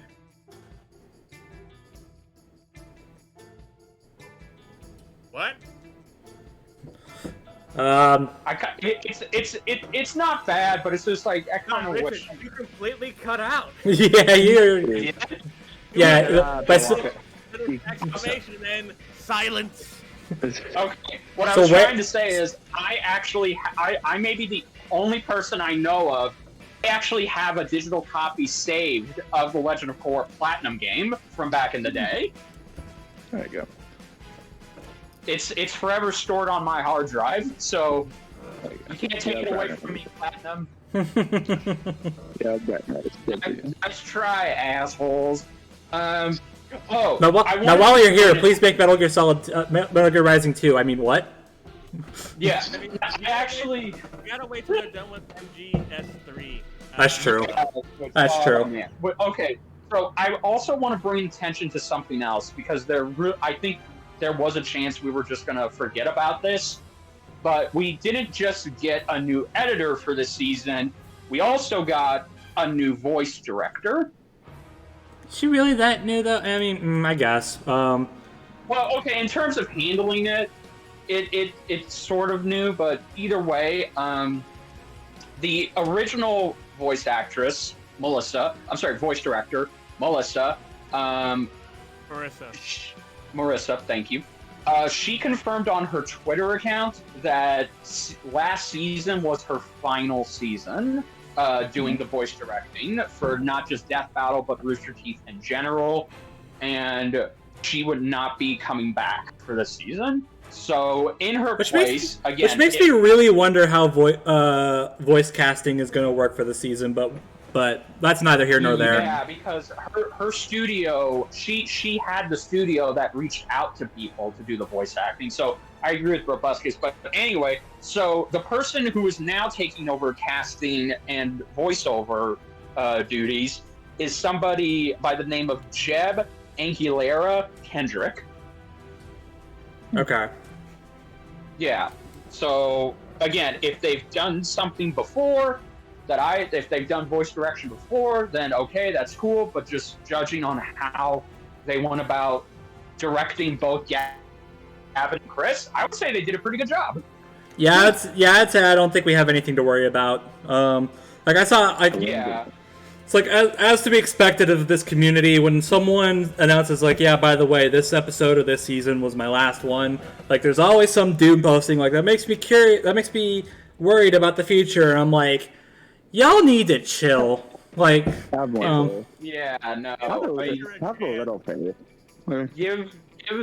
give DJ and this person a chance. I really think that we are still going to be in good. The only thing that would dramatically change is if Ben or Chad left the show. Yeah, then like we have something to like be that's worried really about. where you start getting concerned. But other than that, it's like, I mean, everyone else is important, sure, but like their roles can and have been filled in. Like it's not ideal. I wouldn't want it. I don't wish that upon people, but you can do it.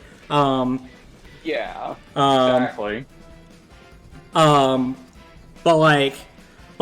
when it was announced that Marissa was done with Death Battle, I was like, oh, interesting. Okay. Like, I wasn't like, oh, that's a problem, especially since she announced it after. It probably helps that she announced it after this episode came out. So I'm like, okay, well, I mean, interesting. And, you know, I wish her all the best, but at the same time, it's like, given what this episode does, I don't think we have anything to worry about. No. I mean, Marissa was a very, very great voice director, and the fact that she had been with the show since season 2, it really is a testament to how she herself grew in that department. And she is responsible for giving us some of the best performances from an actor in the show. Like, I would argue that these last 2 seasons, she did an amazing job with her direction. Yeah. But I'm happy that she went out on a high note. For sure. Yeah, and again, her, Gerardo, Nick, they will be missed, but we shouldn't lose any sleep over this. No. Exactly. And look, I mentioned this, at least I think I mentioned this when we were talking about Nick and Gerardo. Like, Rooster Teeth is a lot of things, but they're not dumb. They wouldn't make a decision like this if they didn't have some other idea in mind.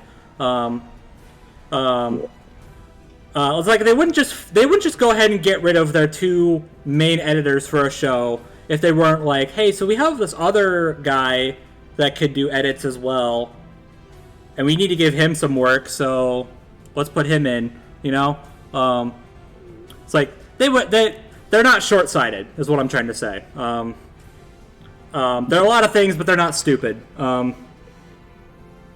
So there's nothing to worry about, really, especially after this episode came out. Like, everything that people were worried about when people were like, oh, by the way, I'm done, goodbye. Everything that they had concerns about, I don't think those concerns hold up anymore after this episode. Yeah, I think we're chilling. We'll be fine. So. Yeah. Yeah. Mm-hmm. Okay, so the soundtrack. Yeah. That's the match they didn't Not pick the funny name. Yeah, not actual size by Darewolf. I liked it. Yeah. I actually really like it. I'm surprised because I only listened I didn't go out of my way to listen to it on its own until like yesterday, but like on its own is actually a lot more solid as a solo check than I thought. I'll be honest. Yeah. I mean, it probably helps. Yeah. So again, with Hank's victory, I kind of called it. They put in a little bit. They put in a little leitmotif of the Earth's Mightiest Heroes theme, and for that reason and that reason alone, this track will forever live rent free in my head. Yeah. But no, all joking aside, this is a good track. I like it. Yeah, it's really good. It's pretty good. Yeah.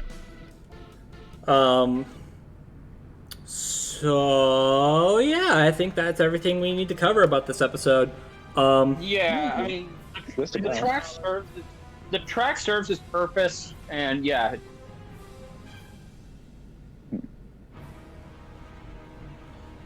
So yeah, that's Ant-Man versus Adam. I'd argue we're off to a pretty good start this year.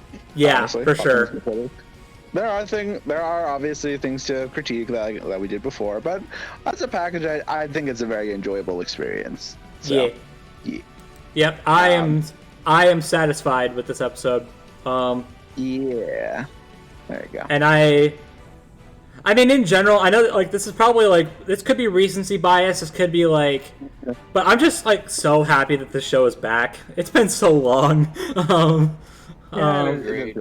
For the show to be back, so. It's like, I think that might be the best thing about this episode, is that it brought the show back after 5 months. Yeah. So, it's like, this wait was brutal. Like, it's like during during the last few months, I was like, all right, like before they announced like that they were aiming for a May release. I was like, all right, so is this the week that we're gonna get the announcement? Is this the week that we're gonna get, like, especially during like late February, early March? I'm like, all right, is this it? Is this it? Is this it? And then they're like, oh, by the way, we're aiming for a May release, and I'm like, what? Wow. Jeff Adam's like, why? God. But yeah. So, but even that aside, like, it's a good episode. It's a fun episode. I'm all right. I like it. I like it. Yeah. Yeah. There you go. And I mean, I know comparing it to other, I know Richard says something about comparing to other season premieres. I think it does fine. I think it's a good season premiere. It's not, maybe not as bombastic as some of the other ones, especially the previous two ones. But I think it does its job well on like easing us into what we're going to expect this year. So I think that's, yeah. I think it does a good job at that. Yeah. I view this as kind of like a tip of the iceberg sort of thing. Like, this episode might not have hit all the notes that other episodes might, but at the same time, it probably doesn't have to. It just needs to give you like a little appetizer of what you can expect this season. And considering that we're in full swing, like we are not taking any breaks this year. Nope. Like we've started and we are going, and we are not going until it stops. Yep. We're not stopping until the end. Exactly. So. Oh boy. So. This is gonna be a wild ride. If you thought last year was a wild ride, I don't think we've seen anything yet. Oh boy. Yep. Which transitions us very smoothly into the next episode. Yep. Oh boy! Oh boy! Oh boy! Oh boy! So, if you thought this episode was crazy, these next two combatants have, like, mostly one game each to their name. And with those alone, we have just as much, if not more, to work with in this episode. Yep. So, prepare for a migraine, but at the same time, it's going to be enjoyable, which is a phrase, it's a sentence I never in my life ever thought I would say, but here we are. The most enjoyable migraine. migraine. Time to go down this rabbit hole. Yeah. So, next time on Death Battle, we have the, maybe not ever requested, but this is the Battle of Liam's Dreams. We got ourselves Dark Souls versus Skyrim. AKA the Chosen Undead versus the Last Dragonborn / Dovahkiin. Hooray! I swear I can hear Bill sing the theme right now as we say that name. Anytime we say the name Dovahkiin, Billy's just in the background singing. Yeah. Oh boy! I did not expect this fight to come out like so soon, though. No, that's the biggest surprise. So, okay, so to get some context, since we never actually talked about it on this podcast, we did talk about it on Lad, so shameless plug. Watch the Lad. nowhere else. Go No, to maybe not. Lads just so you can see the reaction Bill has when he heard this fight. Yeah, we got to get Bill's reaction live, which is so good. So that's great. But yeah, this fight was revealed at MagFest. Yep. Like Liam, like when they were going through their MagFest panel, Liam decided, it's like, we have an episode that I want to announce. I think it'd be very hyped to announce. It's like, have you ever heard of a game called Skyrim? And like the crowd started getting like, oh yes, tell me more. And then it's like, have you ever heard of a game called like? And then I was watching it live. So like when I heard Liam say like, this is a match that I've wanted to do since I became a Death Metal fan, I'm like, no, there's no way. I'm like, Yes, sir. and I'm like, and then he's like, have you ever heard of Skyrim? And I'm like, no freaking way. Like as soon as he said that, I knew exactly where we were going. I was like, there's no freaking way. And it's like, have you ever heard of a game called Dark Souls? And like the crowd started getting like insanely riled up, and I was like, so okay, all right, we're doing this.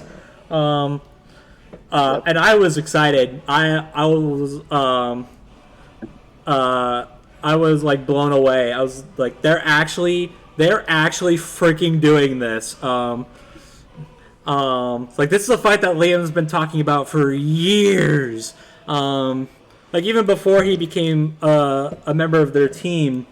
Like this is like, yeah, like I think it was this fight, it was Dio versus Alucard, and it was Strange versus Fate. Those were the three that he mentioned. Wow.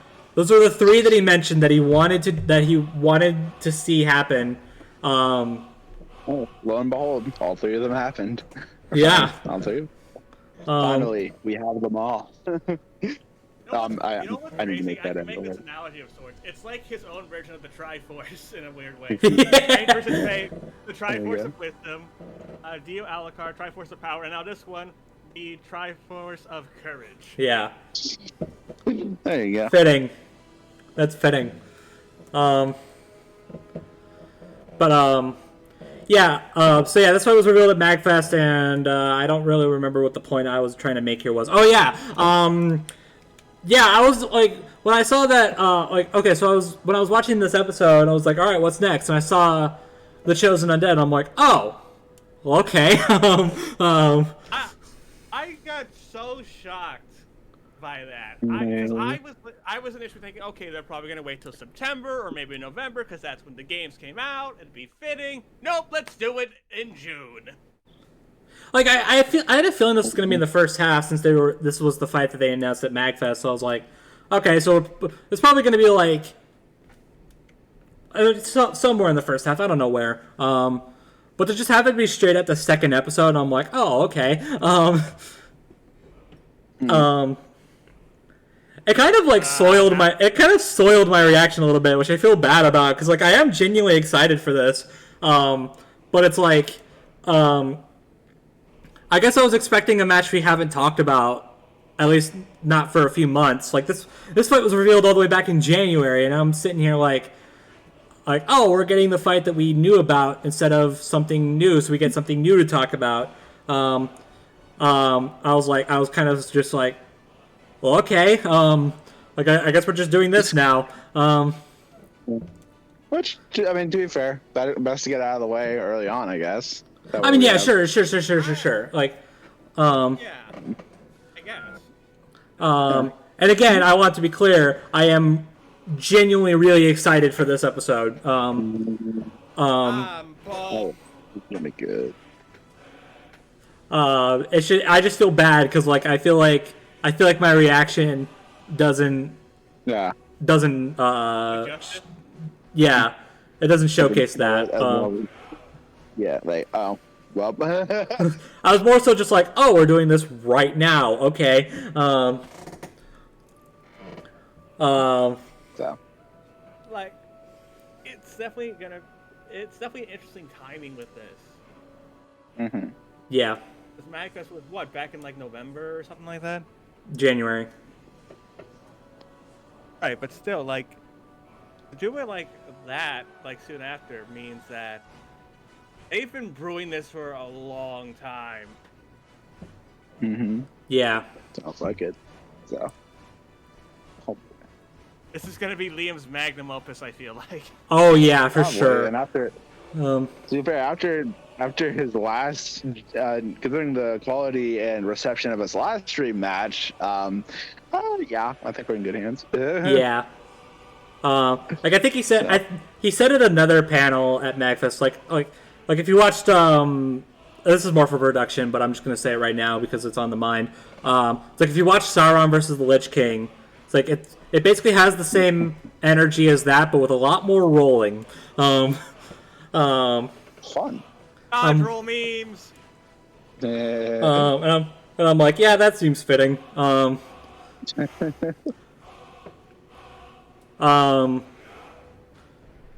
yeah, considering Dio versus Alucard, like I am very excited to see what Liam has up his sleeves. I imagine he's been thinking about ways this fight could work for years now.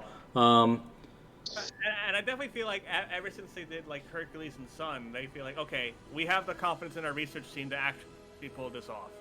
Mm-hmm. Yeah. And then they did Sauron versus Arthas, and they were like, okay, so now we trust our animators to do it. But we'll, again, more on that later. Mm-hmm. Also, I didn't want to bring this up because people were questioning this, like, why is it called Skyrim versus Dark Souls? DJ Tiki said it's just like, for the clicks. Yeah, YouTube algorithm is fun that way. I get it, and it makes sense. It just bothers me. But I'll live with it. Just gotta get them. I mean, the title is honestly like probably the least consequential thing to complain about. So like, I mean, yeah, but still, and it still just kind of irks me. I'm not gonna lose sleep over it though. It'll be fine. Just honestly, the more I think about it, the more I like it. It just rolls off the tongue better, I say. Yeah, especially because like I guess it's more than likely. I even double checked the bill about this. It's most likely just them focusing on the first Dark Souls game. Yeah. Mm-hmm. I mean, because Joseph Undead is in the third game technically, but it's not like the same one. Hmm. Oh, okay. Yeah. So. Yeah. I guess it. I will say, Brobuscus has even started playing Dark Souls lately. I have. It's been enjoying the game. I've been stabbed in the face, no joke, more than like probably no less than like 50 times. So you're enjoying the casual experience. Got it. Yeah, I don't know if I'd say I'm enjoying it, but it's what happens in your first playthrough. So like, don't be too discouraged. Honestly, it happens to everyone. I'm trying to be patient with this game. And like I will continue. I've only done like 2 sessions so far. I literally started playing it like last night, as of recording this. So like, I'll give it more attempts, that's also why I haven't added it to my media thread yet. But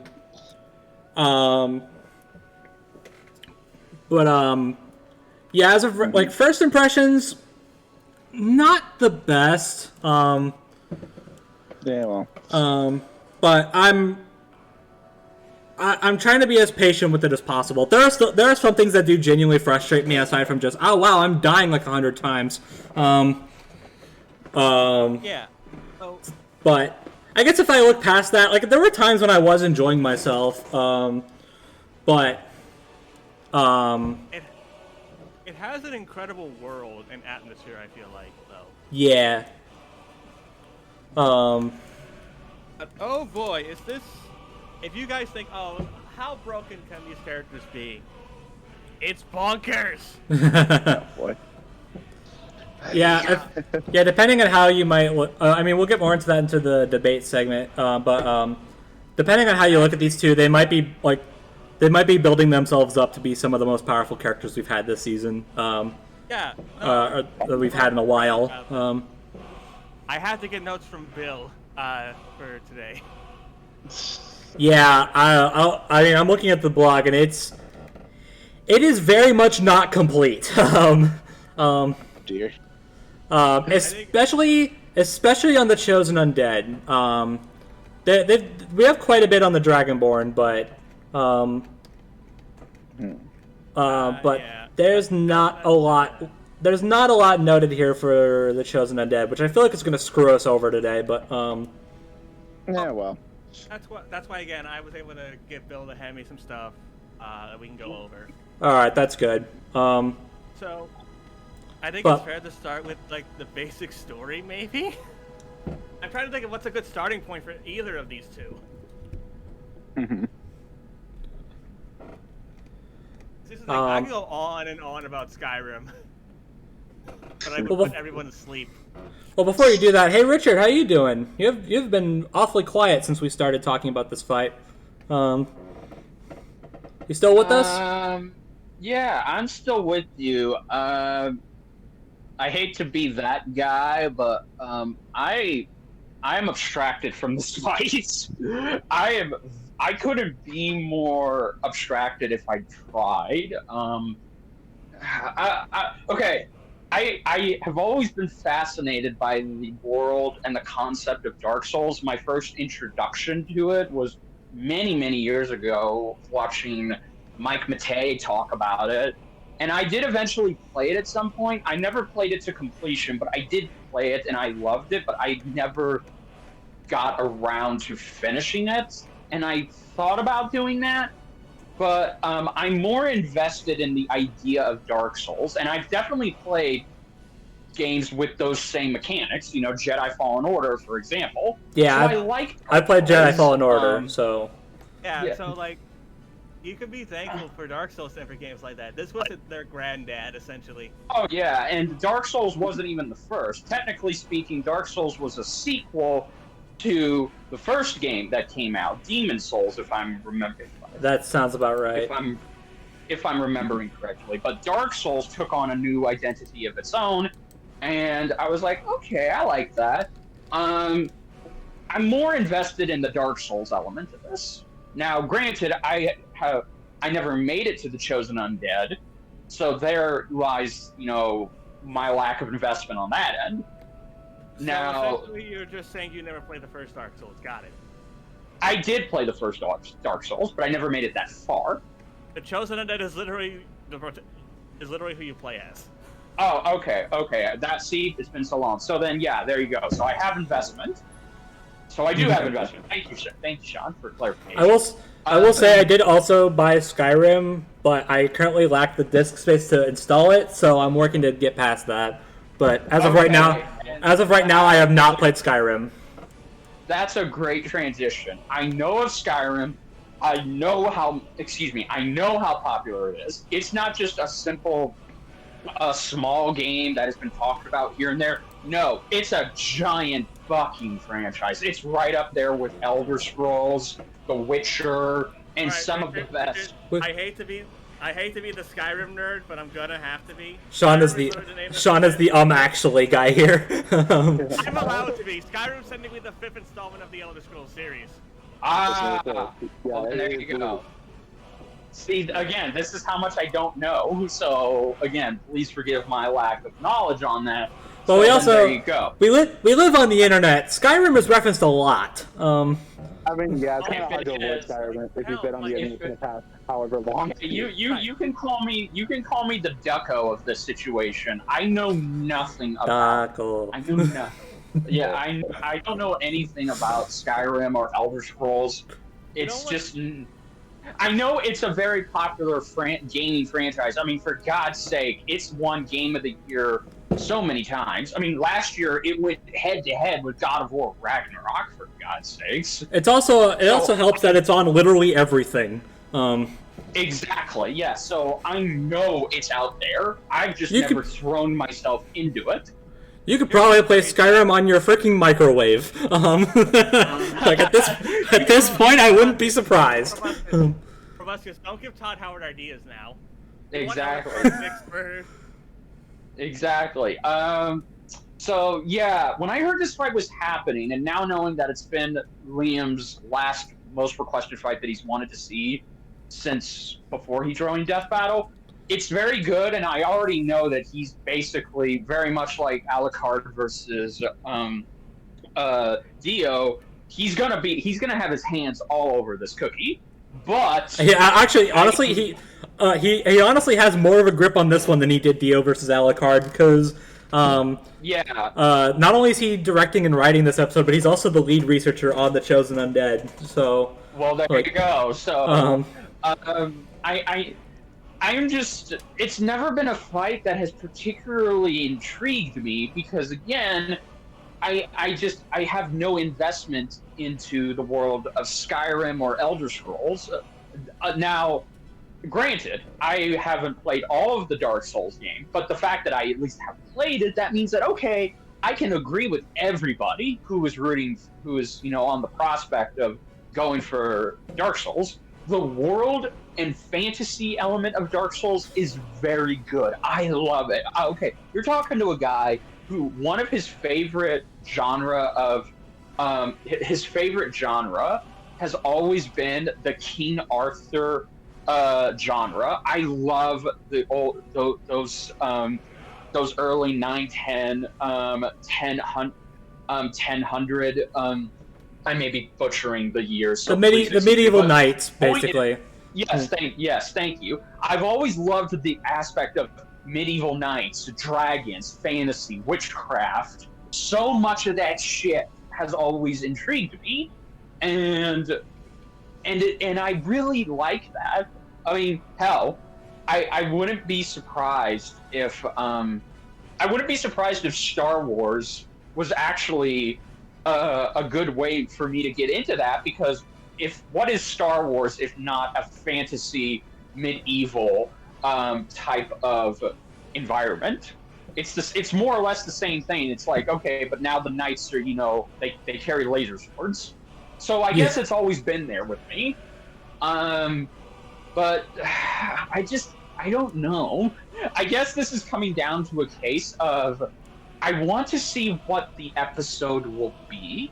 This could honestly, the comparison between Lord of the Rings and World of Warcraft by Brobuscus isn't entirely wrong, because I have a feeling if this episode goes very, very hard in all of the right places, this could be a sleeper hit for the early half of season 10, and it would only be the second episode. Yeah. Yeah, like the Sauron versus Arthas comparison, I don't think is unwarranted. And especially since for us, like that episode reached like number 4 on our list. So with that plus with that and Liam's own take on it, especially after Dio versus Alucard, I think we're in very good hands. Especially if the animation is the style that we all think it will be, because I know we're not there yet, but it's like, come on. Yeah. You don't really think they wouldn't go into that style? Yeah, no. How could they not? Yeah. And plus,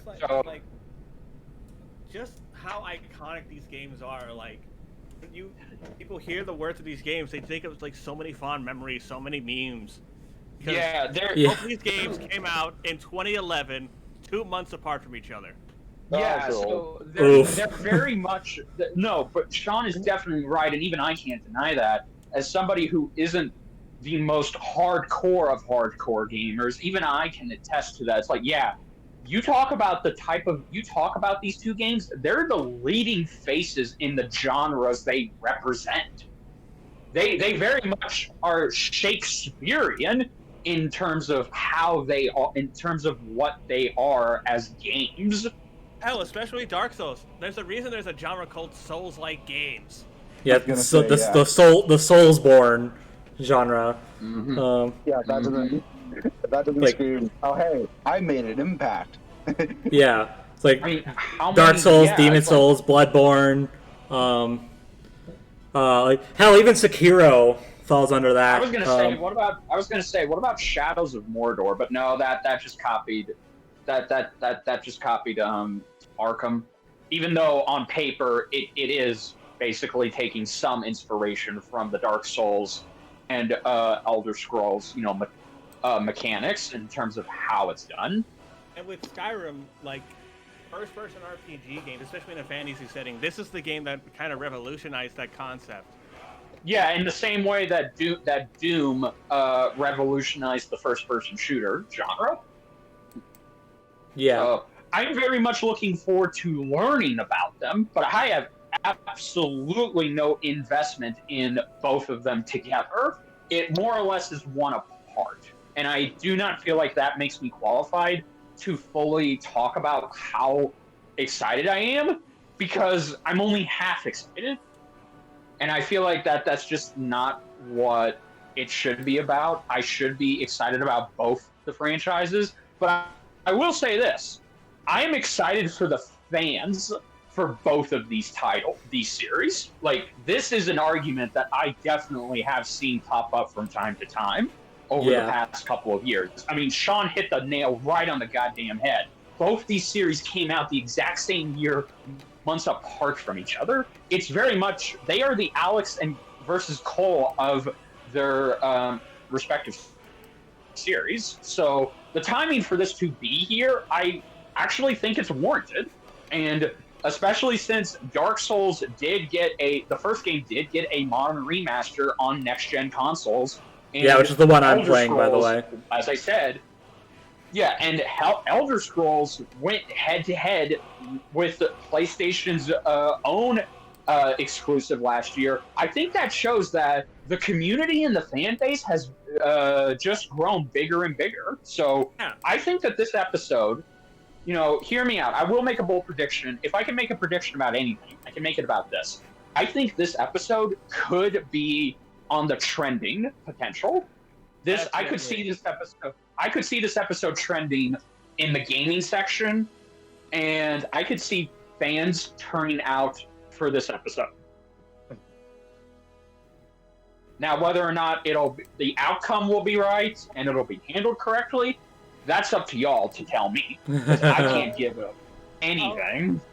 Listen, there's a lot with this to go over because of just the amount of creativity you can do with these two. Right. Yeah. But at least with the one thing that's consistent for the most part is the story of their games. So at least there's some consistency somewhere. Yeah. Yeah. So, yeah. I'm excited to learn. I am. And I tip my hat to all of you who now have this fight happening. And I am also happy that Liam has completed his own Triforce. And now I just wonder what's next for him. I wonder what's knowing Liam, anything. Like Columbo. Yeah, maybe if I catch him in a conversation, I'll ask him, or maybe I'll ask him at RTX. I don't know. There you go. Now that you have that, what do you think is next for him? He'll just be like, I don't know. Well, I would, not to get sidetracked, I actually don't think it's a good idea to actually personally ask him on stage. I think asking No. I'll probably ask him if I get in those autograph signs or something. Because one of the general rules that the crew like to do for themselves is they don't want to ever answer what they're most wanted or acknowledge a fight that a person wants to see happen, because it just gets they've gotten so tired of those type of questions that they personally just want to talk about the show and everything else around that, not episodes that they want to see or that the fans say, hey, I want this fight to happen. Yeah, if I catch Liam in a conversation on the Discord or something, maybe I'll ask him then. There you go.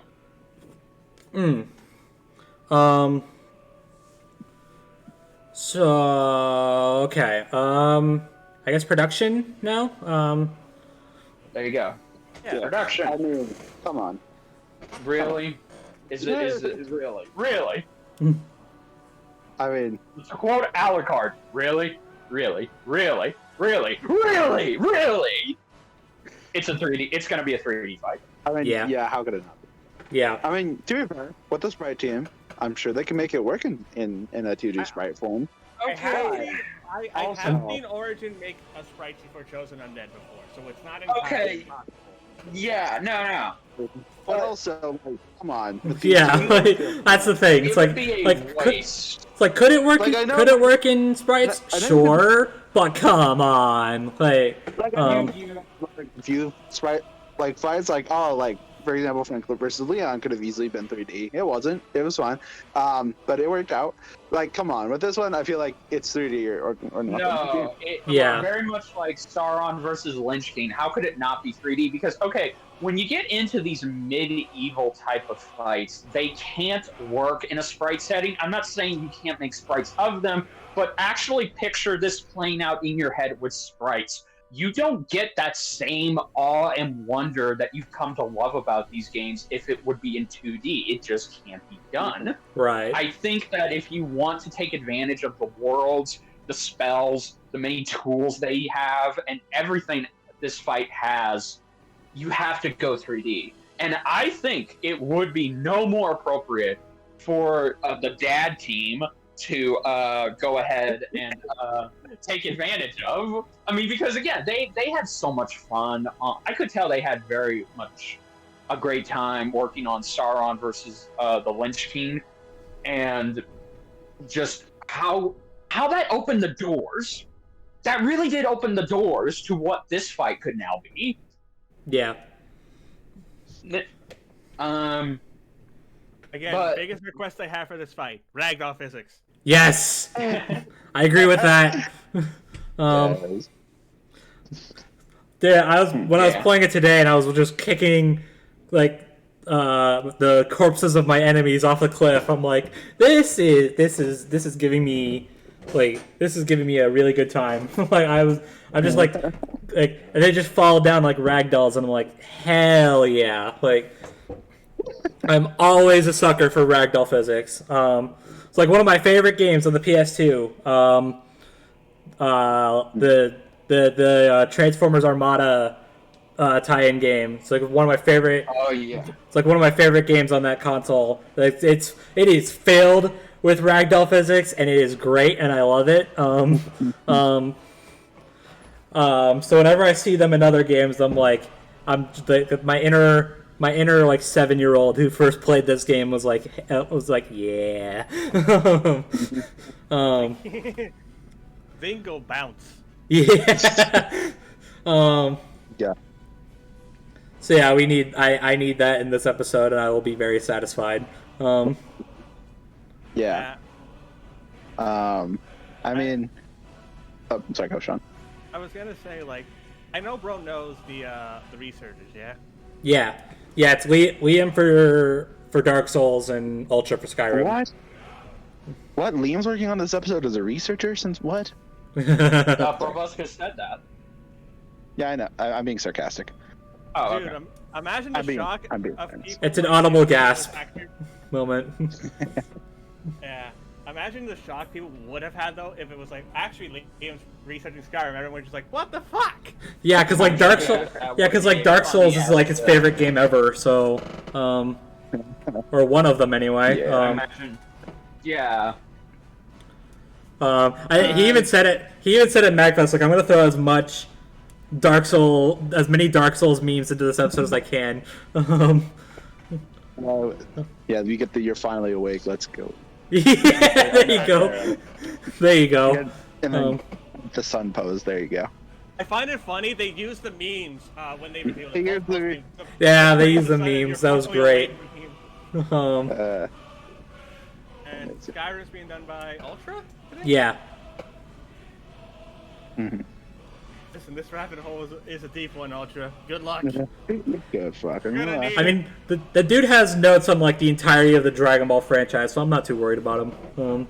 You know what? That's also fair. Oh dear. He'll be fine. Yeah.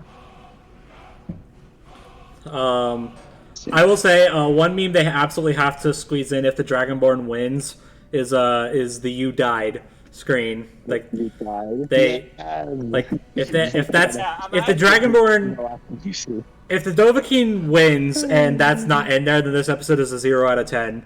Imagine it's just panning out and you're thinking that the chosen that's just gonna respawn again, and it just shows "You died." And then KO. KO. Gosh. Correct me if I'm wrong. These two don't talk, right? I mean, aside from or they don't talk much. The Dragonborn does, but we don't hear it. It's still like sort of technically.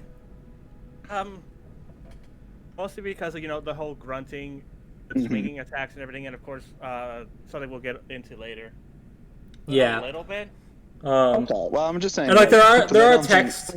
It's not really like text boxes, but there is like text options you can pick out to talk to people. Dialogue. Okay. So by all accounts, yes, he does. So by all accounts, yes, he does talk, but we don't technically hear it. Yeah. Well, what I was getting at is I don't think we're not. This is going to be another one like Jason Michael, or we're not getting voice actors. It's just going to be.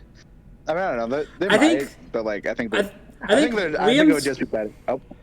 I think Liam said that we are getting voice actors this season, but this episode, but not the way you might think. I think those were his words. So maybe is helpful. Ominous narration, maybe. Oh, maybe. I could also maybe see like an NPC sort of aspect to this. Imagine, oh god, that's a Skyrim maybe. And imagine there's someone like, I could fight like two, but I took an arrow to the knee. There you go. Yeah. My gosh. And then I guess music, because I don't think there's much to talk about otherwise. Brandon Yates. Well. I think he could do it. I mean, also they could do it if you go by the logic of like Sauron Lich King. I was gonna say that's exactly don't get me wrong. I love Brandon, of course, and he could probably do a great track for this. But I think just based on the repertoire and tracks that are released, I think this was a Theirwolf track through and through. Probably. Especially if they incorporate if they style off the main theme of Skyrim, with the Dovahkiin theme, the one that is absolutely playing in the background of this video as we're talking. There you go. And the one that literally every reactor I've seen use. Yeah. Okay, I found it. Yeah, there are VAs, but not in the way you'd expect. That's Liam's word. So. Okay. Although, to be fair, the Dovahkiin theme is really kick-ass, and I could definitely see them doing some sort of chanting, whether it's English or another tongue. Yeah. Yeah. Either way, I'm expecting it to be pretty good. I hope it's in a similar vibe at least. Well, maybe not a similar vibe. In a similar, but yeah, I guess a similar vibe as Sauron Lich King's track. Hopefully. Yeah. So. Yeah, for sure.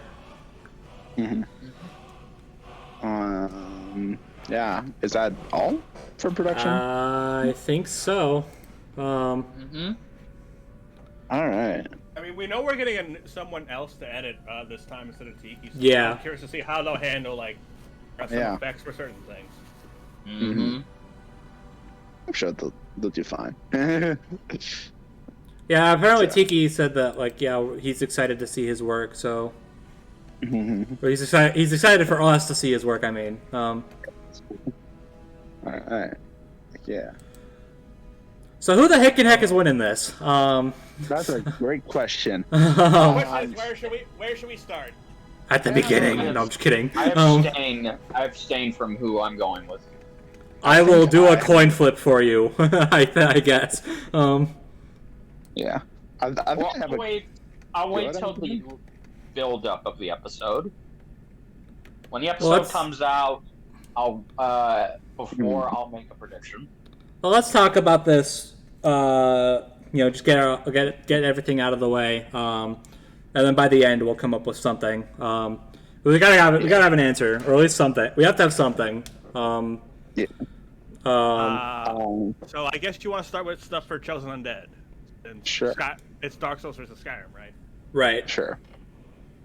So, the story of Dark Souls, as Bro can experience, is you play as the Chosen Undead, who's trying to reignite his life flame, essentially, because he's considered, I believe they're called hollows, essentially, like a husk of their former selves. I didn't know this was Bleach. I don't remember that's the exact terminology. But I actually don't remember if that's true either, but go on. basically, right, every time you die in Dark Souls, you lose a bit more of yourself. And your main goal is to go through the entire world of Dark Souls to either reclaim it or just use the power for yourself, essentially. So, it's up to you if you can come over the trials and tribulations through the entire world of Dark Souls. Now, of course, there's like a bunch of like different class options, I believe, still that you get to choose from. Yeah. But I imagine, for the sake of research, while everything will be considered, they'll mostly be sticking with defaults. Oh, no. For animation purposes and whatnot. Well, yeah. Probably that would make sense.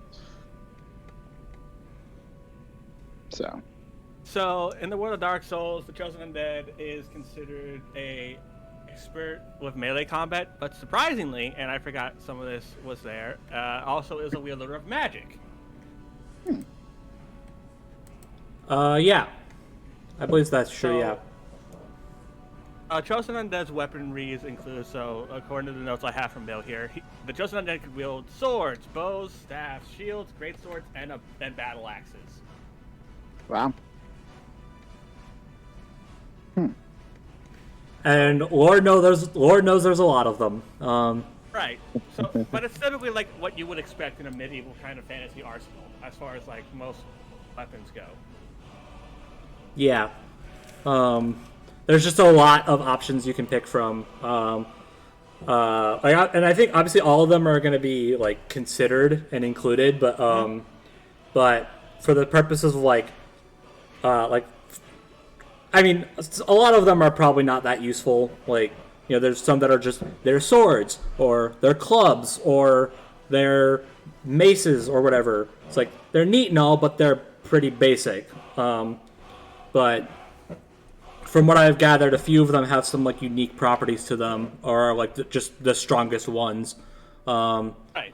So it's like, yeah, go like focus on them, basically, and that's what the blog is doing too. Because, my gosh, if we had included everything, this would be the longest blog we've ever done. And that goes doubly true for the Dovahkiin as well, but we'll get to him. Okay. Yes. Besides that, we're diving into big spells. The biggest, well-known thing about the Chosen Undead is that he comes back whenever he's defeated. Yeah, he's not called the Chosen Undead for nothing. Like, his main gimmick is that, yeah, I'm kind of immortal in a sense. He'll respawn back at a bonfire, but again, like, the big thing is that he isn't, like, really human once he respawns unless he reclaims it back, obviously.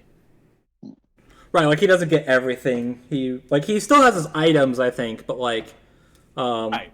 But like his experiences and his XP basically and his humanity they have to go and be retrieved from where he died. Yeah. Which can Well, be extremely annoying if you're very far into a dungeon. Oh, believe me, I get that. Oh boy. So the Chosen Undead, like I said, another big thing he can do has been memed constantly. Dodge rolling. That's his basic means of getting out of the way of shit. It's like, fuck this shit, I'm a roll. I will say I picked the knight for my playthrough, and the rolling animation is so clunky, and I kind of love it. It's just like, I'm wearing heavy armor. You want me to do what? I roll 2 centimeters.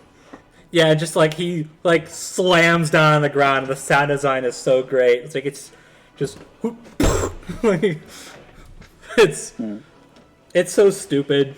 It's not like as the knight, it's not really that helpful, but it's funny, so I choose to let it slide.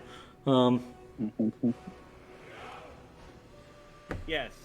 Let's see here. There's also pointing out a few spells in Dark Souls because there's not. I don't think there's actually that many spells in Dark Souls in general, actually. Some of the spells can include Soul Spear, Soul Arrow, being able to make decoys, fire spells, Lightning Spear, Sunlight Spear, Dark Moon Blade. That's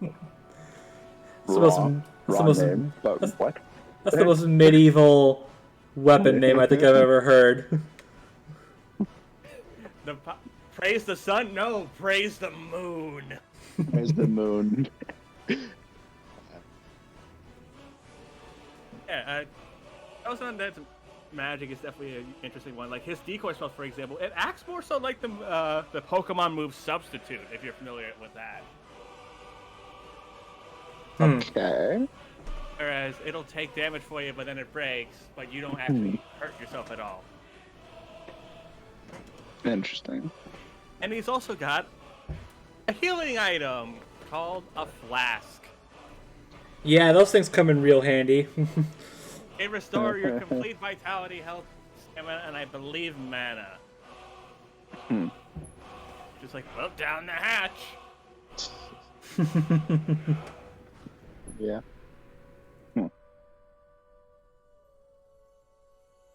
But to say that the world of Dark Souls, Brobuscus is going through it right now, and I'm sure he can tell you how difficult it is.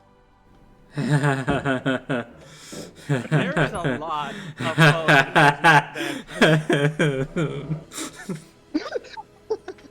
as we see, Brobuscus is descending into madness. Fun. I hate this game.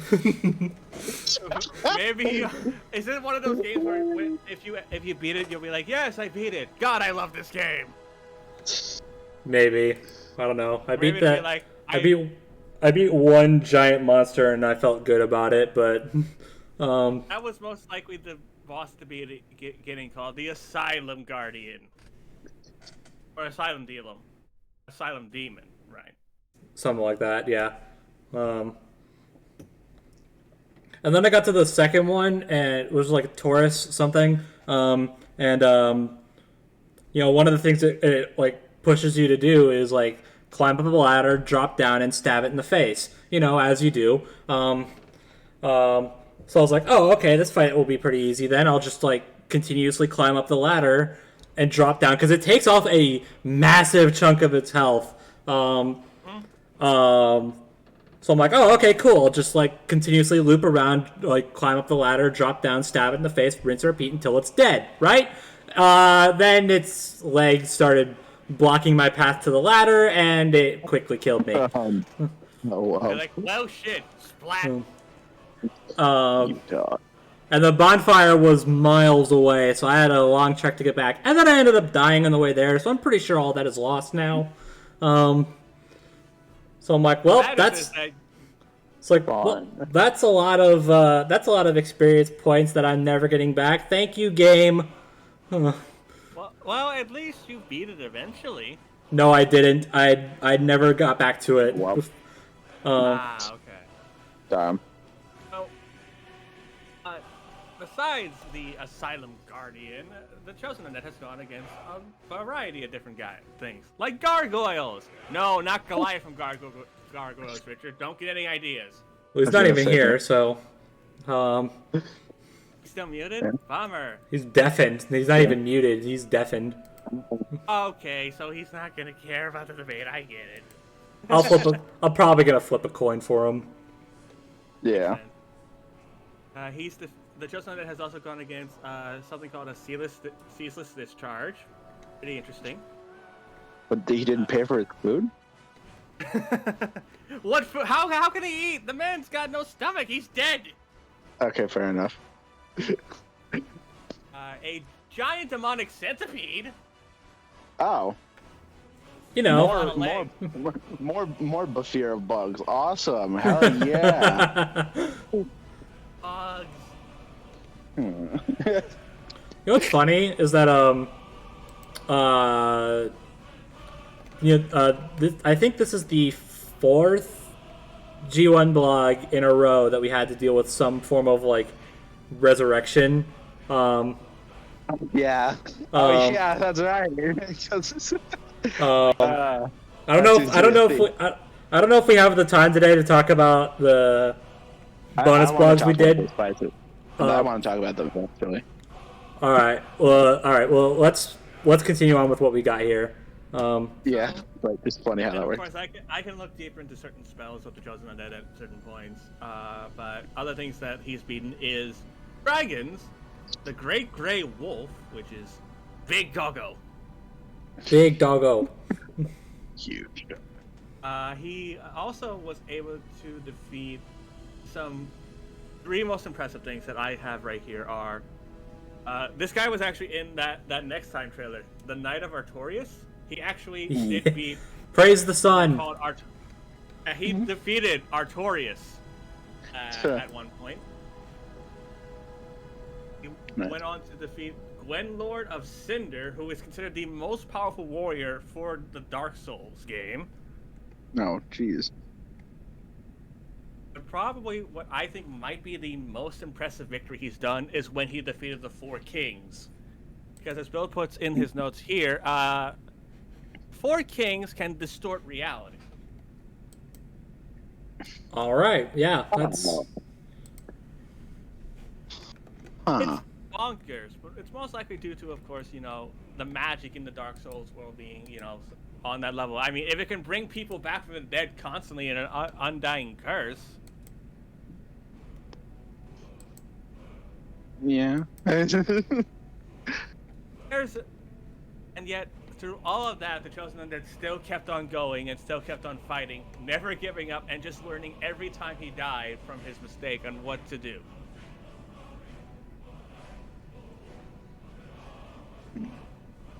Yeah.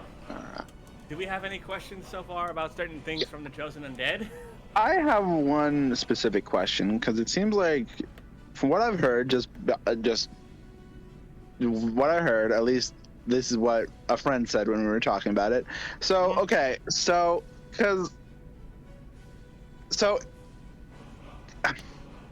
about like the bonfire, like him like constantly coming back. I do have like, is there like any way around that, or would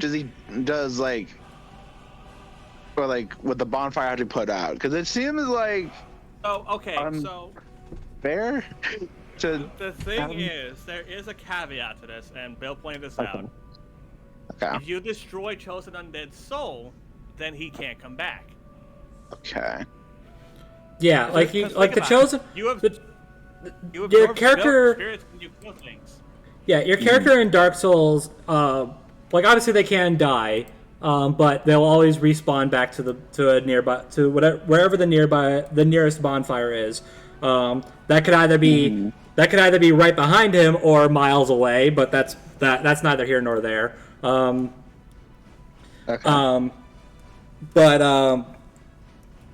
Yeah, obviously, like if you destroy his soul, that's probably like I think that's what it's tied to is his soul.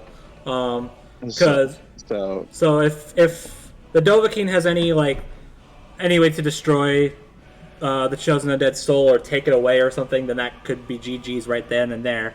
Okay. But also, while you do respawn back with any items you gain, or whether that be like healing items or weapons or whatever, you do lose any experience points, and I guess that game calls it humanity that you gain, and you have to go back to the place that you died in order to get it back.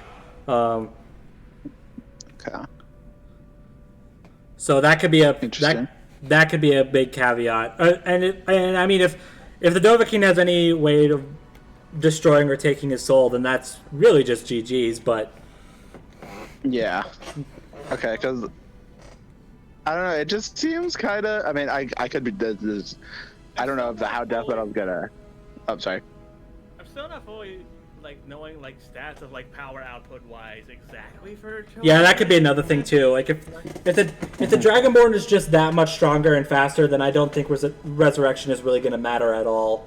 Because I've been resurrected. Oh, and I'm just gonna get killed by the guy who absolutely manhandled me earlier. Yeah.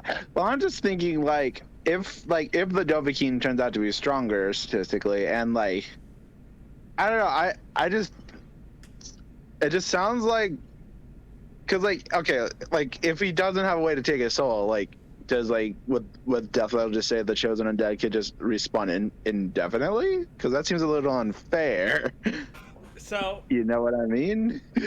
I mean, I can get into my Dragonborn notes if you want me to now, unless you have any more questions about chosen undead.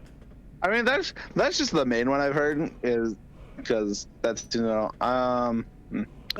I'm still not quite sure exactly what they're giving both of them. Yeah.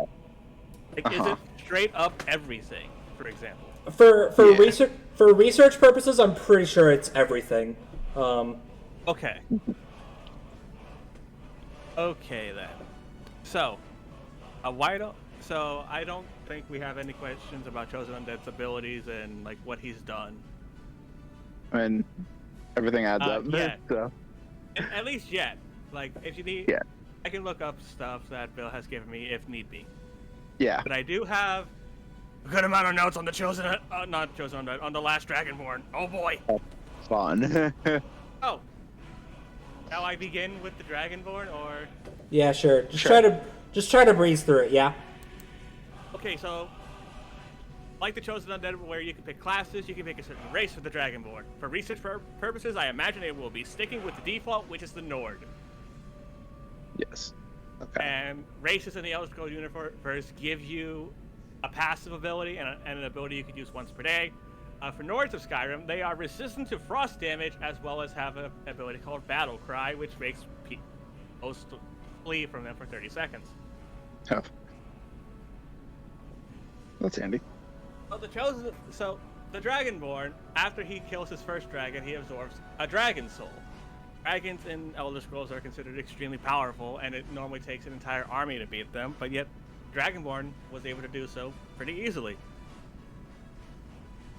He also has, the typical medieval weaponry, like swords, bow and arrow, shields, light armor, heavy armor, all that fun stuff. Mm-hmm.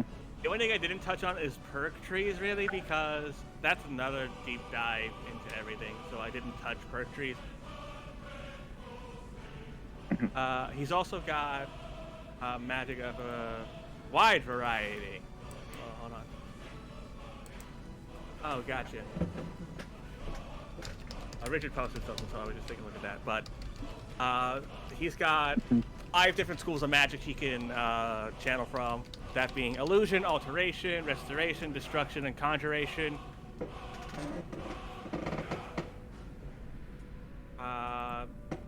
Again, if you need any questions on specifically what they do, you can always ask. Okay. But arguably, the most prominent thing in any Dragonborn's arsenal is the Thuum. aka shout. Translated in Skyrim tongue, it's called a Thuum, but it's also called a shout. Yeah, right. Fusrada, you know what I'm saying?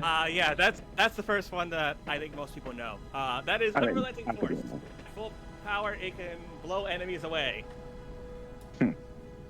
And it makes some of the funniest ragdoll faces when there's a whole group of them, and you just shout, and then you just see the bodies go flying.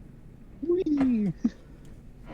Yeah, another thing we didn't mention about Skyrim. This isn't a debate thing. I just think this is funny. Is that this game is notoriously glitchy from what I've seen. It can be. Mostly because it's a Bethesda property and whatnot, but it kind of adds to the charm of Skyrim. Oh no, yeah. No, 100%. But I remember seeing one glitch where, there's these two guys. I think they were explaining how the Dragonborn's shouts work, and he as they're explaining it, he shouts and they fall over like bricks. And they're just like, don't worry, as they're on the ground, they're just like, don't worry, your shout can't harm us. I'm like, okay, that was definitely not designed that way, but you know what, it's funny, so I am going to let it go. It's like they're lying down, they're literally like statues. Imagine like toppling over a statue, but it can talk. Oh, fun. So it's like they're toppled over, they're still in their like standard like idle pose, and they're just like, oh yeah, don't worry, your attack can't harm us or whatever. Yeah.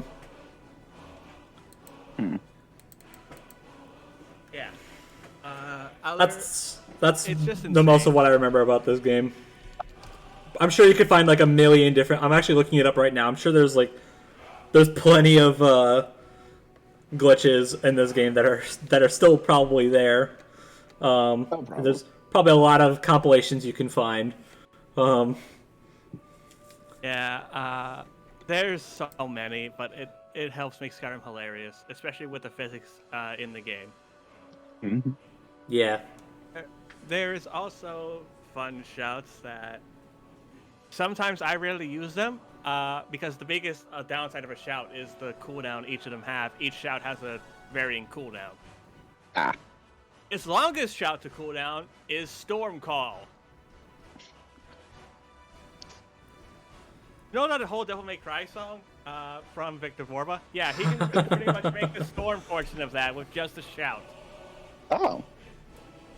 Entire lightning storm that strikes pretty much anything in his way, except for himself for whatever reason. Because, logic. It's convenient that. Aww. There's also one. I know Bill's mentioned this one, but he can slow down time with just a shout too. What the... Oh, great. That might help, actually. Okay. That's what you need. Time hacks. And of course, just like regular dragons in the Skyrim world, you can breathe ice and fire, of course. Mm-hmm. So the reason I wanted to ask about DLC is because there's a couple shouts he gets from DLC content. Okay. I imagine those will probably be included. Is there any reason why it shouldn't be included? I think it depends on if they're focusing strictly on main storyline or not. Because these DLCs have their own stories. But assuming we get them everything, here we go. One of my personal favorites is... Which is it? Not Dragon Rend. Dragon Aspect. We haven't had a character transform yet, so here's a transformation. Yay! It's not too bad, honestly. He makes himself an ancestral, spiritual dragon armor, increasing his damage, shortening his shout cooldown time, and there are chances that if he is drained in less than half his vitality, he can conjure spirit to help him out. But then we get into so this shout in particular, he learned this shout from a dragon named Dunvir during Dawnguard DLC. It is called Soul Tear. Soul Tear allows you to cut through the flesh and can shatter the soul. Possibly disintegrate him, or in the world of Skyrim, wrap the soul in a soul gem. Interesting. There are times where it doesn't fully take out a soul, but it does do a lot of damage to some enemies. And does weaken them quite a bit. Okay, could be very useful.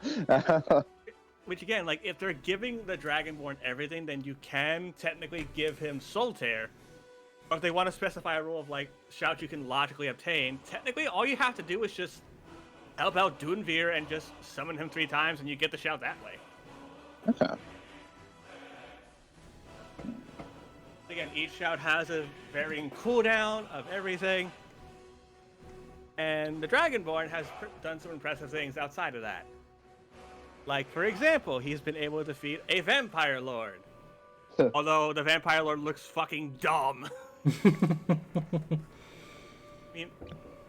I mean, Lord Harkon's normal form is okay, but then you see the Vampire form and you're like, what the fuck is that? Okay. He's defeated various dragons, of course. He's even beat Alduin, who's considered the World Eater. He didn't beat him once. I've heard some I've heard some interesting things about Alduin. Oh, boy. Like what? Well, for one, I hear he's straight up like a universe level. So, if that's the case, then Understandable. I think I know who I'm going for. Brobuscus, I'm about to blow your mind. What if I told you the Dragonborn beat someone that a lot of people consider more powerful than Alduin? Oh. All right. In Solstheim, you can, and he's the main antagonist of the Solstheim DLC. You fight Miraak. Yes, he's supposed to be very intimidating because guess what? This is the first Dragonborn. Oh, great. Where's the exact quote I had from a video about someone scaling power for him? Where is it? Because there was a lot on Miraak compared to Lord Hakan, honestly. Oh, that is who I was thinking. Okay, I was gonna say, is that the same guy? Yeah. Let's see here. Detect the magic. Get the shouts. Gosh, I wish I knew the Chosen Undead stats. Okay, so here's stuff on Miraak in case people are a little bit curious about some stuff. Miraak, before he was permanently entrapped, killed 21 dragons. And again, dragons are considerably powerful, and he absorbed all their souls. And how, like, he is considered more powerful than someone who, and I quote, can make a realm inside an infinite dimension of oblivion. Huh? Because Okay. In the Dawnguard DLC, you encounter Hermaeus Mora. He's a Daedric god who made an entire realm in Apothicon, and even he needed the Dragonborn's help to permanently kill Miraak. Okay. He could not do it. All right. Any questions about the Dragonborn?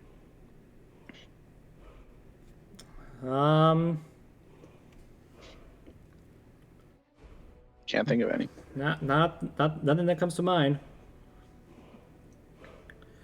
Oh man. Okay, hold on. I wonder if I can still find. So a few years ago, Liam did a blog on this episode, like on the Rooster Teeth site. It was on the Screw Attack site, but then they rebranded. They merged with Rooster Teeth. So okay. I wonder if I can still find it because if I remember correctly, I feel like he went for the Chosen Undead, and I really would like to know why. I think that's what you said at the time too of us doing it. I think it was because at that time Liam made that. It may have been before Solstheim's DLC came out. I mean, yeah, that would make sense. I mean, if I'm getting a guess out right now, it sounds like it's a Dovahkiin win. Because I do agree that that the Dragonborn probably wins this. That's kind of that seems to be where I think that's where I'm leaning to. It just sounds like the most agrees. Because it sounds like here's my thought process. It sounds like he's stronger via scaling to Miraak with the and it sounds like the most difficult thing for Dovahkiin is permanently putting down the Chosen Undead, because the whole bonfire thing. Unless they, but with that one shout, sealing his soul or destroying his soul, sounds like that's gonna be. It sounds like he might have a solid way of doing that. Is there any other attacks or shouts, or any other attack that like target his soul? He does have a spell in the Conjuration skill tree called Soul Trap, where he can hit the Chosen Undead with it. And while it doesn't do anything on the surface, if the Chosen Undead were to fall, that's when the soul leaves the body. And before people ask if this works on Undead, yes, because in Skyrim you fight Draugr, and Draugr are kind of undead, mummified corpses of warriors. Okay. Now, the caveat is with Soul Trap, it depends on how powerful the person is, because it is possible that the soul can be absorbed into some soul gems, and if they do give them everything, including every item, there might be one item in particular that can hold the chosen undead soul. It is called the Black Star. Hmm. It is basically a soul gem that doesn't break when used on enchanted weapons and can absorb any size soul. Okay. Interesting. Yeah.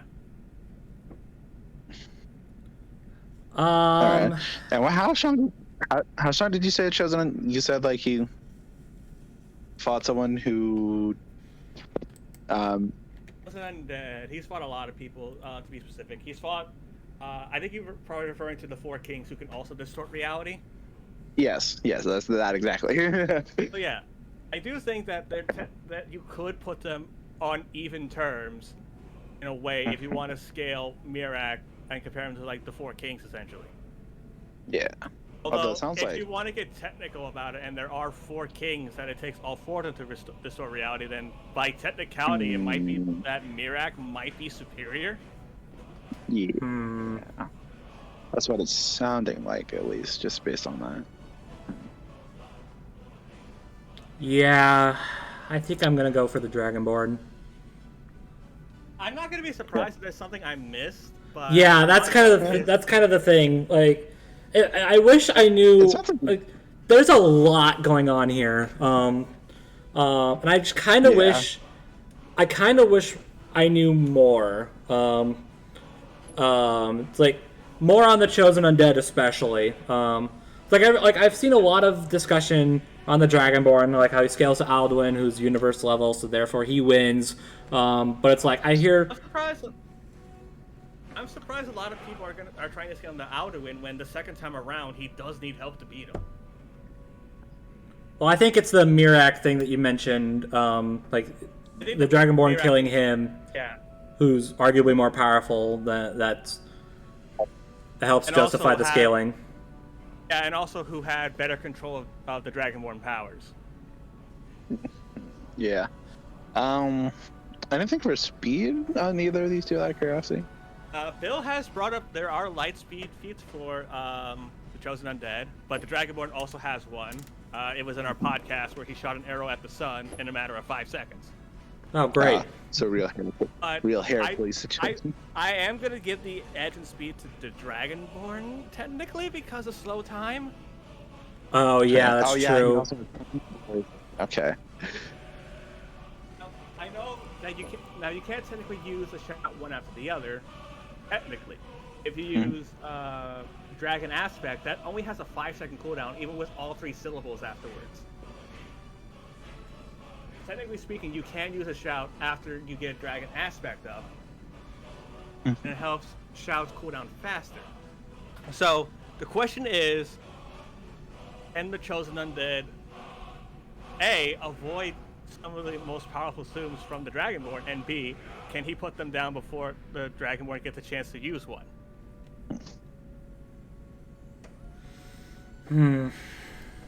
Well, it sounds to me like it sounds to me like combining like overall better power and speed plus the whole soul thing.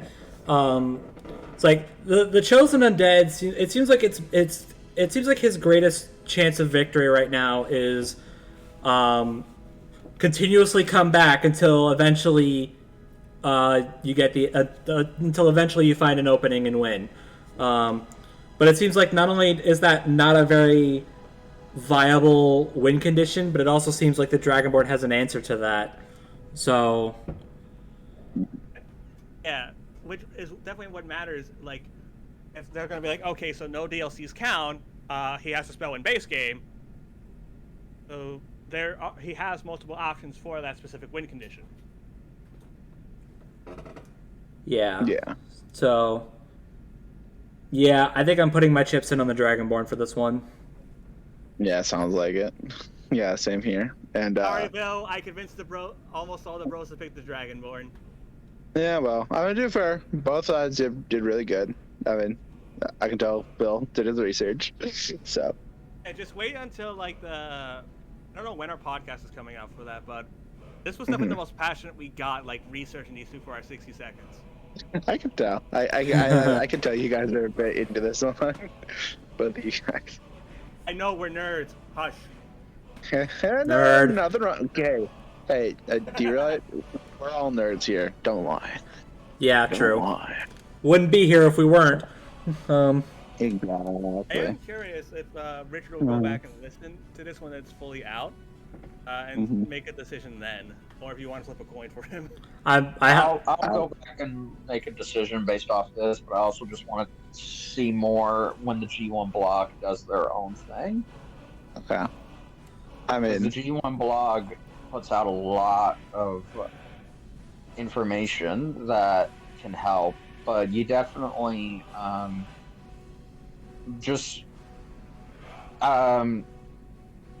what Brobuscus said about the Dragonborn being able to counter the chosen undead's, ability to come back.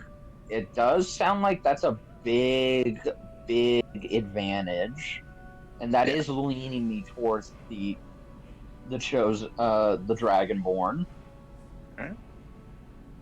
Like, I'm leaning towards it, but Right. I want to wait. all right. Well, for the sake of this, we'll just say that you're going with Dragonborn for now. Yeah, Yeah. It's I'm not fully over on the side of Dragonborn, but I'm not on the opposite side. No, I'm not so either. I'm getting close to the edge. Yeah, that's what you say. Cause like I don't know. The thing with me is that like if Dovahkiin's statistically stronger, it feels kind of odd to say, oh, he can't win just because he keeps coming back. Yeah. Chosen Undead can keep coming back. That seems a bit NLF-y, and I don't know how to feel about Yeah. that. If that's their sole, at least if that's their sole argument. Yeah, if the only way the Chosen Undead can win is waiting it out for too long, with him constantly coming back, then yeah, no, that sold me on the Dragonborn winning, because like Agreed. Because like even then that helps neutralize the disadvantage of the cooldowns on the zooms. I mean yeah, but like just solely relying on immortality and resurrection is like that's such a big no limits fallacy that like Yeah.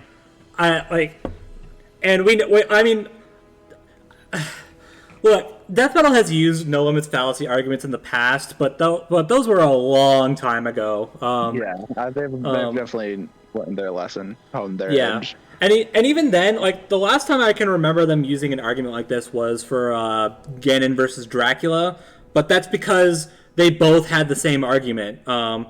So it's just like, well, I mean, they both can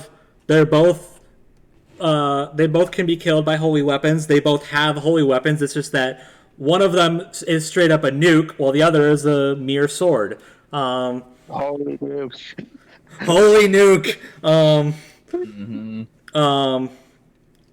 Like this isn't like Ganon versus Bowser, where it was like, oh yeah, Bowser is stronger than Ganon in every way. But Ganon can't be killed by holy weapons, therefore it doesn't matter. Well, now get out of here, Bowser. Yeah. Ganon, Bowser, like please. Anyway. I still don't hate that episode with the same amount. I still don't have the same amount of vitriol towards that episode as the rest of the community does, but I still think that argument is dumb. It is right. So yeah, if the Chosen Undead's only chance of victory here is his resurrection, then I'm going for the Dragonborn for sure. Like if he can't do anything, if he can't do much to the Dragonborn normally, like and even without all the like experience that he loses after death,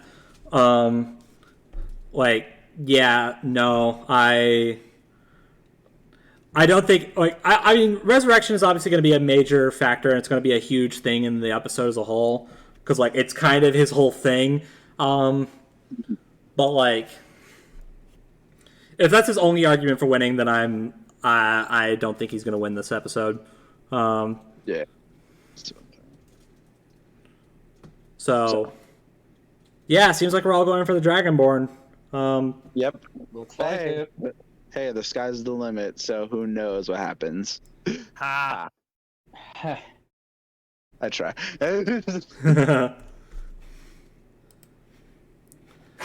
So, Sean, I'm curious now whether or not this will actually go in the video or not. I'm not sure, but who did the rest of the lads go for? They all go for Dragonborn too. Yeah, they all went for Dragonborn. Bill was sad about it, but Oof. he picked the Dragonborn. All right. Oh, well. I'll be honest though, it definitely was the Mirak that definitely made him pick pick Dragonborn. Yeah, let up them. Mm-hmm. All right. Now I feel a little bad for Dark Souls fans. Yeah, well. Listen, Liam, I feel like is definitely gonna try his best, like he does. Yeah, for sure. Absolutely. I just logically can't see a really good win condition unless sure, even Unless if Liam Liam stronger. stretches something. Yeah. Yeah, knowing Liam, he probably dug up something, and like I said, he's been thinking about ways this fight could go for years. So there's But probably he's also something. not just researching; he's writing and directing. So that means he must have something up his sleeve. Yeah, like knowing Liam, there's probably something for the Chosen Undead that we're missing, but for the purposes of this, I don't see much of a viable win condition for the Chosen Undead. At least not something that the Dragonborn doesn't have an answer to. Mm-hmm. So, yeah. So that's that. Yeah. Cool. I'm excited for this episode overall, but man, the debate for this is a big fucking headache. Yeah. Sounds like it. Dear gosh. Mm-hmm. Oh boy. If you guys, hey, listen, this is all based off one game for each of them. Yeah. Dear One Lord. game. Plus That's DLC. that's the thing. Yeah. These are very packed. Oh boy, I have a feeling we're going to be in for a longer one today this time. Yep. So, Oh yeah. oh boy. All right. So, do we want to talk about the G1 blogs now, or should we save it for another time? It sounds like Richard's having like a big headache, so I don't know if he can keep going. Honestly. Yeah. Yeah. I'd say we save it. I'm literally on headache drugs right now.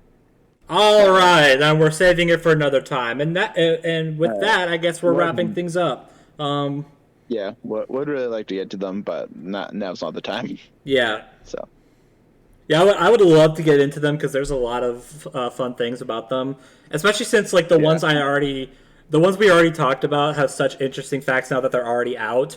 Like I would love to do like a recap of the ones that we already talked about and then go into the ones we didn't. But since it seems like now doesn't seem like the right time, so.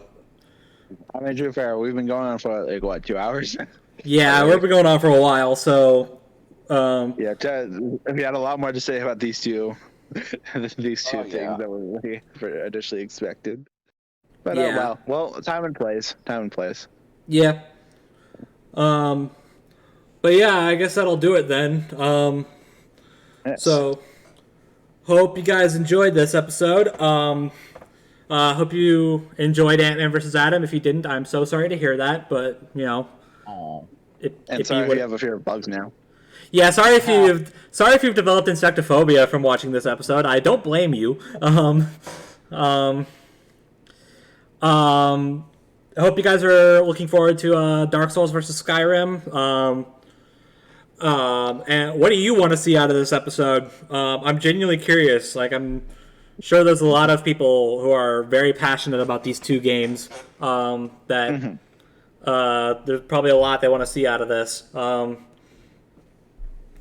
And yeah, I guess that'll be it. So hope you enjoyed. Thanks for watching, and we'll see you all in the next episode. Take care, everybody. Bye. Have a good one. Bye. You died.